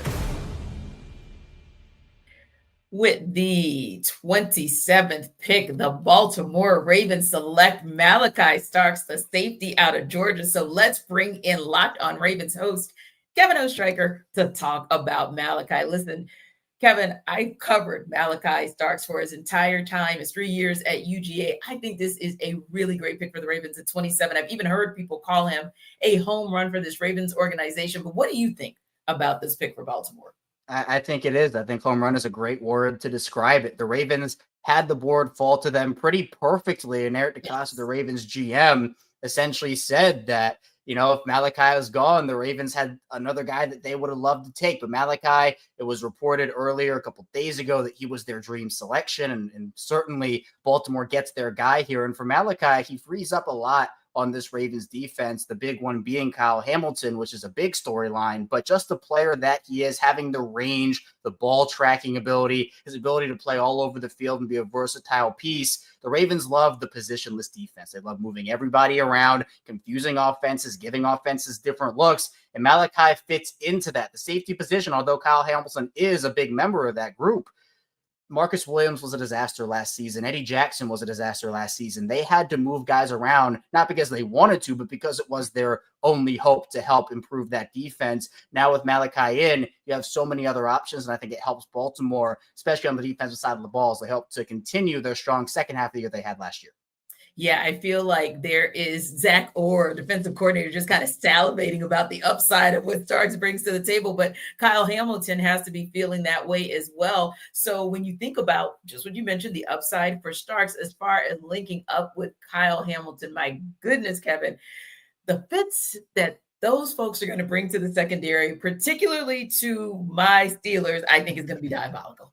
And I love it. And I completely agree with you, where they moved Kyle Hamilton to be a deep safety last season, as I mentioned, out of necessity because they really had no other options. Hamilton played great on the back end last season, but he is at his best when you can move him around the field, put him up in the box, blitz him off of the edge, and not limit him to just being in the deep part of the field. Now, Malachi Starks brings you that versatility, and it's almost kind of like a perfect combination of Hamilton can be that physical up at the line safety. You can put him in the slot as you can with Malachi Starks, and that's just what they love, where Marlon Humphrey you can put in the nickel, or Darius Washington you can put in the nickel as well. And with Kyle Hamilton, there were questions about, did the Ravens want to keep him in the deep part of the field? Now, there are other possibilities. Maybe the Ravens draft a deep safety later and they get a big safety. Like, there are plenty of other ways that this could go. But for Malachi Starks, a guy that, again, people had going maybe to Minnesota, maybe as a trade-up candidate for a lot of teams, Baltimore let the board fall to them, as they always do. They did it with Kyle Hamilton back in 2022, and he fell into the laps. Again, Malachi Starks falls into Baltimore's laps, and they didn't even have to lift a finger. They got one of the best players in this draft, in my opinion. Yeah, they just have a sneaky good way of getting these players just kind of staying the course and getting the player that they want. And I'm sure, just like we talked about Zach Orr and the excitement that he has, obviously, I'm sure Don DeLessio is excited about this pick as well. But what is maybe that one thing that you want to see the DB coach, you want to see the DC really help Starks to work on so that he can be ready for this Ravens defense, this Ravens secondary day one? Yeah, I just think catching up for Malachi Starks is definitely going to be his role, because I feel like sometimes with these teams, you can put a guy in a specific role. It doesn't work. You want to move them all around. And sometimes that can be too much for a young player at the NFL level. Like, Malachi Starks has a proven track record of doing that in college, and that cannot be questioned. But obviously the NFL is a different beast. So I just say, leading up to training camp, rookie mini camp, preseason, just making him feel comfortable. He is really an all-around player. I know that there are some concerns about the size for Malachi Starks, but I don't think that's going to be, it's not like he's a 5'8" safety. You know, he still has a physical build to him. He's just not Nicky Minwari, who obviously that is like the pinnacle of safety builds. He's like a Kyle Hamilton. So the Ravens didn't need two Kyle Hamiltons. That they are fine with just one. I think Malachi Starks complements what Baltimore needed at the position. And again, just figuring out where he fits best. That doesn't mean don't move him around at all. That certainly is going to be a big part of what Malachi does in Baltimore. But I just think don't throw too much at him at first, even though I'm sure he can handle it. Malachi is a very smart football player, a very smart person. But I do think that for Baltimore, getting him acclimated at one spot, then moving him to another, then another, instead of having him go here, then back there, you know, lay out a plan, make the plan, and execute it. I think that's the best course of action for Malachi Starks. Yeah, and you get to see him play at that highest level. Appreciate the time, Kevin, and for continuing coverage of the Ravens. Subscribe to Locked On Ravens wherever you get your podcasts. And for more on Malachi Starks, let's hear from Locked On Bulldogs host Clint Shamblin, who spent a lot of time covering Malachi up close. Clint Shamblin, Locked On Bulldogs here, talking about Malachi Starks. And this is why Malachi Starks is going to be one of your favorite players for your team. Coming into this draft, he is one of the most athletic, heady, smart, high IQ in terms of football guy that there is. Kirby Smart loves getting safeties, Tyke Smith, Christopher Smith, Richard LeCount, who are athletic, ball hawking, tackling machines. And that's exactly what Malachi Starks. Play one that he was at Georgia. Beautiful turnaround ball hawking interception against Oregon, and he did not let up ever since that first play. Memorable as it may be, he's actually better at being a leader on the field, being a guy who's not out of position. He can run with any tight end, any wide receiver going up the seam. He could play over the top coverage, and coming downhill, he is a menace in the tackling game against the run. Malachi Starks should be first round. He's going to be talented, 10 plus years in the league doing all of this and more. Malachi Starks, Georgia Bulldogs. The pick is in. With the 28th pick, the Detroit Lions select Tyleik Williams, defensive lineman, Ohio State, presented by LinkedIn. Here to talk about this with me, it's Matt Derry, the host over at Locked On Lions.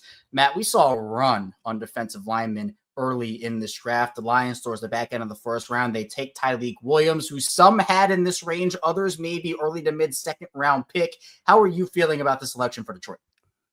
I mean, I feel okay, Kevin. I mean, this is classic Brad Holmes, really kind of keeping us in the dark on where they were, what they were thinking. He said they were going to take best available player. He said they were not going to just grab an edge rusher because that was a need, or an offensive lineman because that was a need. They were going to stick with best player on their board. There were some very good edge rushers on the board, including Mike Green, the nation's leader in sacks with 17 last year at Marshall, but some off the field issues with him. Kind of kept the Lions away. Jihad Campbell also would have been a great fit. Shoulder surgery kind of kept the Lions away. They take a guy, like you said, that a lot of mock drafts didn't have in the first round, in Tyleik Williams. And, Holmes said at the owners' meetings a couple of weeks ago that they were kind of loaded in terms of interior defensive linemen. Yet they take a big man to pair with Aleem McNeil, DJ Reader, Levi Onwuzurike, Josh Pascal. They've got a lot. But if this is the guy that they have graded the highest, that's where they were going, and that's what they did.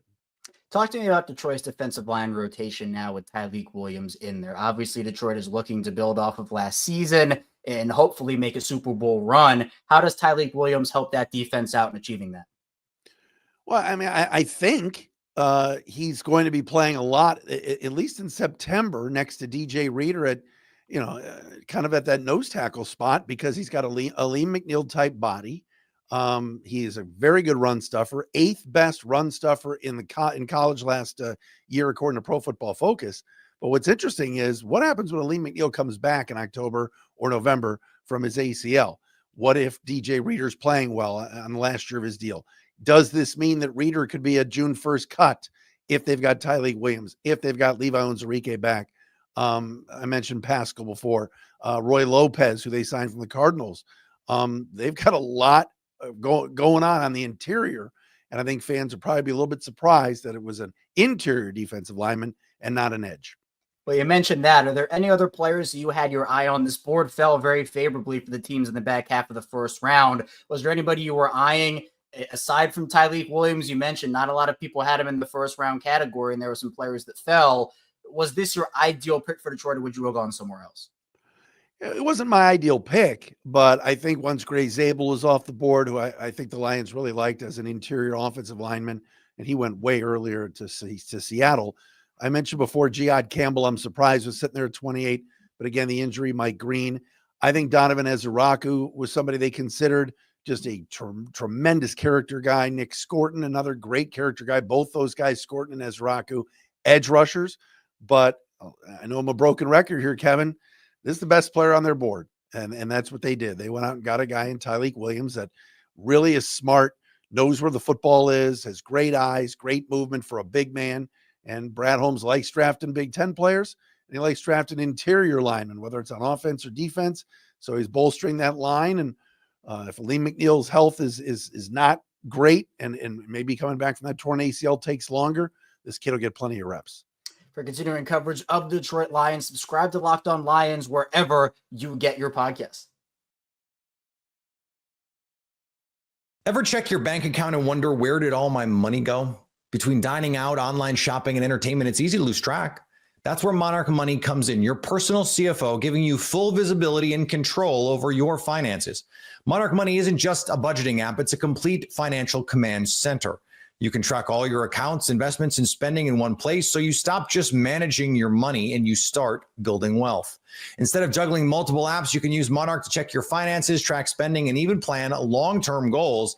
Managing money with your partner is smoother than ever. You can track shared and personal accounts, set goals, and stay on the same page without the stress. Take control of your finances with Monarch Money. Use code LOCKEDONNFL at monarchmoney.com for 50% off your first year. That's monarchmoney.com, code LOCKEDONNFL for half off your first year. The pick is in. With the 29th pick, the Washington Commanders select Josh Connerly, offensive tackle out of Oregon. So let's bring in Locked On Commanders, so David Harrison, to download on this pick. So for you, David, the Commanders, I'll say for everyone, really, they were a pleasant surprise last season, especially on an offense powered by Offensive Rookie of the Year, Jaden Daniels. So what does it mean for this offense to add even another piece to protect their star QB in a guy that had the fastest 10-yard split of any O lineman at the combine? Yeah, I mean, look, it checks a lot of blocks for the Commanders, right? First of all, it's the continuation of the offseason that has been all about giving Jaden Daniels the best platform to continue what has already begun as a stellar career. Like you mentioned, Offensive Rookie of the Year. Laramie Tunsil is your left tackle, Deebo Samuel, a new wide receiver. And then here in the very first pick of the draft that they have this year, they go out and get another offensive lineman who they're actually not committing to being a right tackle necessarily. General Manager Adam Peters told us that the only offensive line spot that's fixed right now is left tackle. Laramie Tunsil is going to be the left tackle. Everything else is up for grabs. So this first round rookie, he's not being handed a job just like everybody else last year. He's going to have to come in, prove himself, earn it. But you mentioned that athleticism, and that is something that a Washington Commanders offensive lineman has to have. This is a team that likes to run left. They like to run right. They obviously have a mobile quarterback, so you need to be able to stay in front of them and help them, protect them, and let them extend plays and help them downfield and all those things. They also like their linemen to get to the second level and help spring some runs and things like that. So they're looking to improve there and all those things as well. And, you know, it really just kind of shows the accuracy and the self-scouting, because while Jaden Daniels was, and the Commanders, quote unquote, were actually one of the least sacked teams in the NFL last year, they were third highest in pressures surrendered. So it just kind of shows you, like, Jaden did a lot of amazing things, but what you would like to do is not make Jaden do as many amazing things with his legs so that he can do even more of them with his arm. And this is one other step towards doing that. Yeah, and they definitely got some amazing things at times from Brian Robinson. And you mentioned it about getting to that second level. So another skill that Connerly's been lauded about, obviously we talked about sealing the edge, working up to that second level, cutting off those backside defenders. So how important will that be for Robinson to continue to help bolster the Commanders' run game by what they're getting out of Connerly? Yeah, you know, everybody would love to have a running back that can just like create magic and make holes where there are no holes, or find space where there was no space before. But the truth of the matter is those running backs are very rare. They're very hard to find. Most running backs, they need a lane. They need offensive linemen to create holes for them, and they need, you know, schemes to accentuate their strengths and all those things. And I think you saw Brian Robinson Jr. specifically, but really the Washington Commanders running backs, if you go back to the first half of the season last year, top 5 in yards per carry for the running back position. Back half of the season, injuries set in, fatigue set in, and the offensive line wore down a little bit. And in the back half of the season, I think they fell like 29th or 30th overall, and ultimately just not effective enough of a run game to help them in the postseason get to their ultimate goal of going to the Super Bowl. So yeah, back, or you get a better offensive line. Some Commanders fans believe that maybe a better running back is coming in. We'll see what the Commanders decide to do in days 2 and 3 and how that pans out. But at the bottom, or at a minimum, improving the offensive line, because Laramie Tunsil displaces Brandon Coleman. If Josh Connerly comes in to be the right tackle, Brandon Coleman shifts inside to be guard. If he proves to be a better guard than one of the ones they already have slotted to start, then you're just improving the entire unit, and all of that is going to help not just protect Jaden, but like you mentioned, give more running lanes for Brian Robinson, Austin Eckler, and maybe a rookie to be named later. True. Yeah, and you're absolutely right. You kind of looked at what you saw in the beginning of the season with the Commanders in that run game, and I'm sure they'd like to get back there as well, because there's nothing like being able to have that versatility so that they can get one step further in the postseason and obviously one step closer to getting back to the Super Bowl. Another thing you mentioned, David, that I really like and can appreciate is, hey, other than Larry McTunsell, there's competition across that O-line. So for Connerly, what does he have to do to put himself in position? What does he need to develop to be ready for day one to potentially be a starter for Washington? Yeah, I mean, I think the first thing that you have to remember if you're Josh Connerly Jr. is what you've done already, they like. Who you presented yourself to be, they like. So really all you have to do is make them realize that you're not a liar, right? Like if you went in to all these meetings with them, they met him at the Senior Bowl, the Combine, top 30. So it's kind of hard to pull the wool over a team's eyes that many times, right? But if you show up to Ashburn, Virginia for work and they go, oh, you're not actually the guy we thought you were, well, you're going to get found out. So as long as you're telling the truth about yourself, continue to tell the truth about yourself, be a hard worker, be a competitor, and just understand, which I think most of these guys do, that nothing is going to be given to you. You're not going to start until you're ready to start, and you've proven that you're better than at least 3 or 4 other guys who could have that position ahead of you. So if Josh Connerly comes with that spirit, that attitude, then he'll be just fine. Appreciate the time, David. And for continuing coverage of the Commanders, subscribe to Locked On Commanders wherever you get your podcast. And for more on Josh Connerly, let's hear from Locked On Ducks host Spencer McLaughlin, who spent a lot of time covering Josh up close.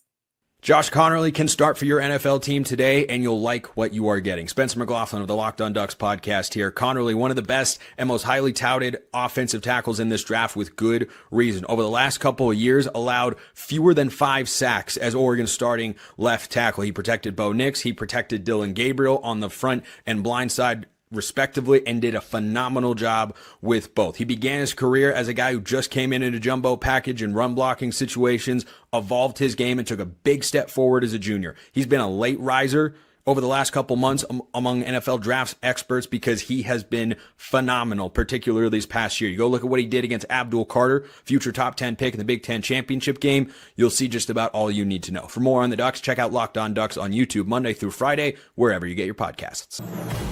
The pick is in.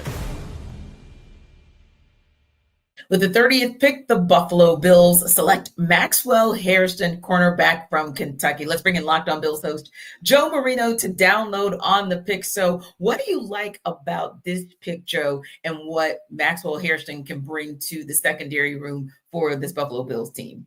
Well, the Bills had a big need at cornerback across from Christian Benford, where they brought back some familiar faces recently in Dane Jackson and Tre'Davious White, but you're really looking for some ceiling, some upside, someone that can really pair long-term with Christian Benford. And I think the Bills found an exciting answer that brings a new dimension to their cornerback room with the speed dynamic that he offers. The Bills have traditionally had some slower cornerbacks, but that's not the case with Maxwell Hairston, who runs in the 4.2s, guy that can really run and cover. And I think he brings an aggressive demeanor to this defense, a guy that I think can play in a lot of different coverage techniques, but whatever he does, he's very aggressive. He's a guy that really hunts the football. And so you want corners that can take away the ball. I think he's got plus ball skills, and boy, he's aggressive. So speed, athleticism, youth to the cornerback room and filling a big hole across from Christian Benford. Yeah, indeed. And when you kind of think about it, to your point where he fits in, he's a guy that they could potentially want to see, hey, what are the results that you can bring to the table for this Buffalo Bills secondary on day one? So obviously we talked about some of the good that he brings to the table, but what for you do you see are some of the things that Maxwell needs to develop maybe to get himself ready to be impactful for day one? Well, I think the thing with Hairston that's interesting is he's a very aggressive physical corner, but he doesn't necessarily have the frame to match. He's about 183 pounds at the combine. Now, reports are that he's bulked up over 190 pounds, but if you're going to be an aggressive dude that likes to hit and hunt, you got to have some mass to you at the next level. And of course, he missed some time this past season with a shoulder injury, and that's something to be mindful of. So I think it's about getting the body right, getting the frame, develop the muscle mass necessary to be the same type of aggressive player he was in college for the Buffalo Bills. And obviously, if you're picking at 30, that means you did something right to get almost to the promised land. But Joe, is this the piece? Obviously, there may be one or two more pieces, but is this one of the key pieces that the Buffalo Bills need in order for them to be the team that we're talking about representing the AFC in the Super Bowl come 2026? Yeah, the 30th pick in the draft is the worst pick, right? to organically pick. It means you lost the conference championship game. So obviously the Bills would like to pick a little bit lower in the future years. But I think the Bills came into this draft with three primary needs, cornerback being one of them, defensive tackle and defensive end being the other. And the Bills have two day 2 picks, 2 second-round picks at their disposal to continue attacking these needs on the defensive side of the football. And so they check a big box with corner, but obviously work to do on Friday night. And hopefully the Bills can come away with some impact players for the defensive line to really get this defense at a point where it can be consistent in the playoffs and stop letting Josh Allen down in these big playoff elimination games. I mean, Josh is out there putting up points. The offense has been really good. The defense continues to let them down, and hopefully the Bills can assemble a draft class that can help build a Super Bowl caliber defense to complement the NFL MVP and Josh Allen. For continuing coverage of the Bills, subscribe to Locked On Bills wherever you get your podcast. And for more on Maxwell Hairston, let's hear from Locked On Kentucky host Lance Daw, who spent a lot of time covering Maxwell up close. Maxwell Hairston is a straight-up ball hawk, one of the most electric cornerbacks in this entire draft class. Hi, I'm Lance Dahl, host of the Locked On Kentucky podcast, and Hairston isn't just another defensive back with speed. He led the SEC in interceptions 2 seasons ago, and 2 of those were returned for touchdowns in a single game. He's got blazing 4.28 speed, fluid hips, and elite anticipation in zone, but what separates Hairston here is his football IQ. As Kid Lee reads quarterbacks like a book, and he attacks the ball very well. He's still filling out his frame, sure, but the upside here with his athleticism and anticipation is massive. Any team that runs a zone-heavy scheme or needs help over the top should be circling his name. For more on Kentucky prospects, you can subscribe to the Locked On Kentucky podcast wherever you get your podcasts. The pick is in. With the 31st pick, the Philadelphia Eagles select Jahad Campbell, linebacker out of Alabama. Let's bring in Locked On Eagles host Louis DiBiase to give a little conversation and a little breakdown on why the Eagles did a little switcheroo at the end of the first round, moving from the 32nd pick to the 31st pick. What do you think about that move, Louis? Yeah, I like it a lot. I think the Eagles were working the phones, trying to get up into the 20s for a pass rusher. I think they were trying to hold off other teams from moving up to 31 to get Jahad Campbell. This is a versatile piece that can play inside linebacker, can play on the edge. I think he can fill multiple needs for the Eagles, both short-term and long-term. And I think Howie Roseman just can't help himself. He always likes to make trades, and he traded up just one spot, maybe even just for the sake of doing it so he can keep the reputation. But overall, I think it was a great move for a stacked roster to add a versatile piece. Yeah, and that's what I was thinking too, Louis. Like, the Philadelphia Eagles are the kind of front office, have the kind of front office where, hey, if you just decide for kicks and giggles that you want to make a move just to kind of keep the rest of the league on its toes, you can certainly understand it. But you said it. I mean, just an embarrassment of riches, really, at just about every position on the defensive side of the ball, but particularly when you look at that linebacker core, you look at a Zach Bond, a Jeremiah Trotter Jr., and the Kobe Dean, and I could just go on and on. But when you look at that group, how do you feel Jahad Campbell's skill set can complement those players? I think he fits in because he can do a little bit of everything. He was actually recruited to Alabama as an edge rusher, but because of depth, he moved inside. So I think they can use him as this almost like a mismatch, like Swiss Army knife of peace. Based on the team you play, you can use him on the edge more as a blitzer through the A gap, through the B gap. Also, Nakobe Dean's probably going to miss some time in the regular season after dealing with a season-ending injury that he suffered in the first round of the playoffs. He's in a contract year as well. Is Howie Roseman really going to pay 2 linebackers top 5, top 10 money as they extended Zach Bond? Probably not. So I do think it actually makes sense long-term as well for the inside linebacker spot. But for Campbell right now, you use him as a mismatch, and then I think you figure out what he does best, and that's what Vic Fangio's really good at, is developing young talent and finding their strengths. Yeah, I got to give you so much credit. Just bringing up Zach Bond, just knowing what I saw in him being from New Orleans and just seeing what he didn't do with the Saints, but not of his own doing. And to see what Vic Fangio was able to do with him, you got to be absolutely positive and encouraged as an Eagles fan that he could potentially do the same with Campbell. Now, what I was mentioning earlier was that embarrassment of riches at linebacker for Vic Fangio as their defensive coordinator for the Eagles. So what does he need to do to get Campbell ready for day one? And obviously not going to necessarily be a starter, Lou, but just maybe getting him day one for whatever position they put him in for this Eagles team. I think that's really it. Is last year they found Zach Bond's niche, and it was inside linebacker. Cooper DeJean they drafted to be, he was an outside corner at Iowa. They found out that he was more of a nickel corner. I think Fangio really needs to figure out, and I'm sure they've already been a step ahead in this process. They got to be comfortable with that part of it before drafting him and trading up for him. But figure out what he does best and really have him focus on one spot initially. Don't overload his plate. And then eventually, the better he gets, the more seasoning he gets, then you can start to move him around the formation. So I think that's the start, is focus on one position and then use him as a versatile piece. So I think that's the big job for Fangio.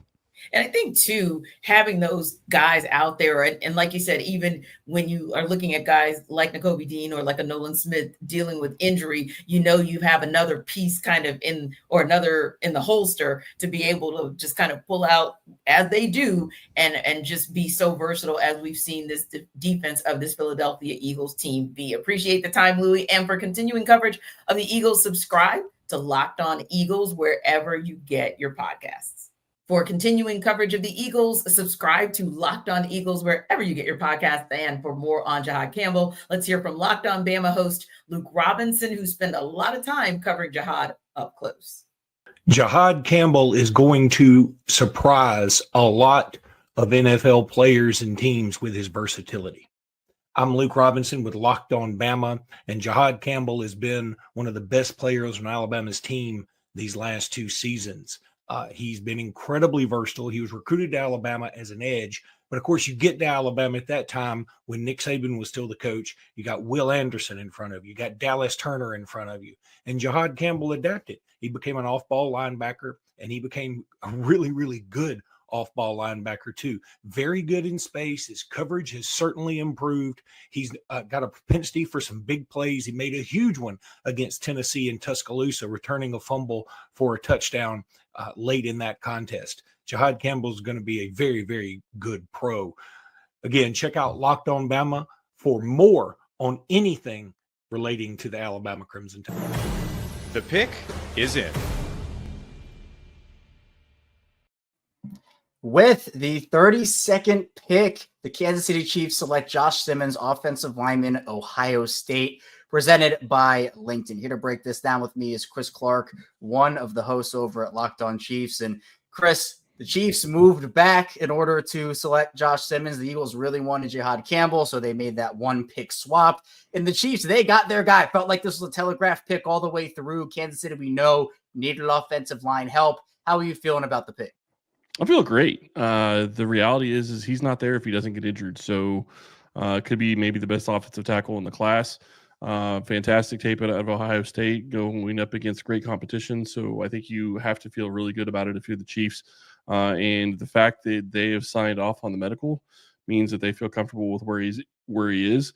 The great thing about all of this is worst comes to worst and he's not able to start week 1. They already went out and got somebody. So you're still protected at that point. Obviously not what you want with your first round pick if you can't play, but this could be a redshirt year. Not thinking that it will be, but we'll see. Yeah, and if it is, again, Kansas City still has options, as you mentioned. But talk to me about the – oh, go ahead. I was just going to say fifth-year option is huge with him too at left tackle. It's huge. Especially because we know it's a premium position, and having that extra option is massive. And the offensive line situation in Kansas City, Chris, as I mentioned, we all saw what happened in the Super Bowl. Was a huge need for Kansas City. They move off of Joe Thuney, trading him to Chicago. What if Josh Simmons is healthy? Let's just assume that he's able to come back at some point this season, week 1, wherever you want to put him. Where does Josh Simmons slide into this offensive line, and how are you feeling confidence-wise in the group Kansas City has assembled?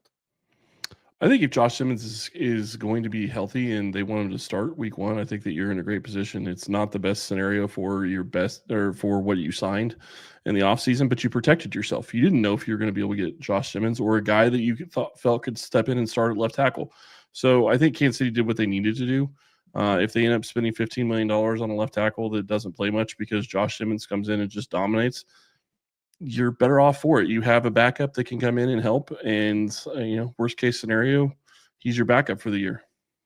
And now you have an opportunity for Kansas City to continue to add players as the draft goes on. Chris, where are you looking for Kansas City now with Josh Simmons on the board? The big thing is I started watching defensive tackle, defensive end, and those started coming off the board quickly. And there was a huge run on both those positions.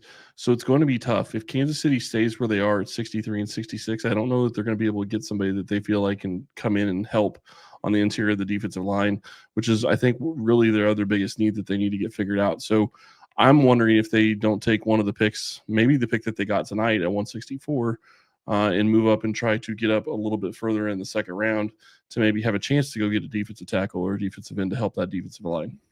And for continuing coverage of the Kansas City Chiefs, subscribe to Locked On Chiefs wherever you get your podcast. And for more on Josh Simmons, let's hear from Locked On Buckeyes, who spend a lot of time covering Josh Simmons up close.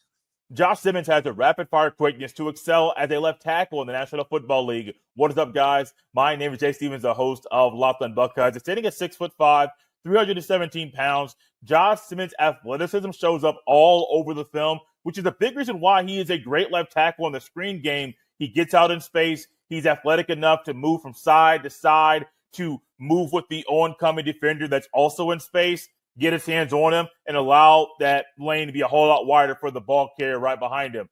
Josh Simmons also in pass pro, he does a great job with his first hit, getting first contact and sending the message early. So he's not playing catch up, but he's being the aggressor and taking control of that rep. Josh Simmons also, his quickness is going to allow him to provide an immediate impact and be a day one starter at the next level.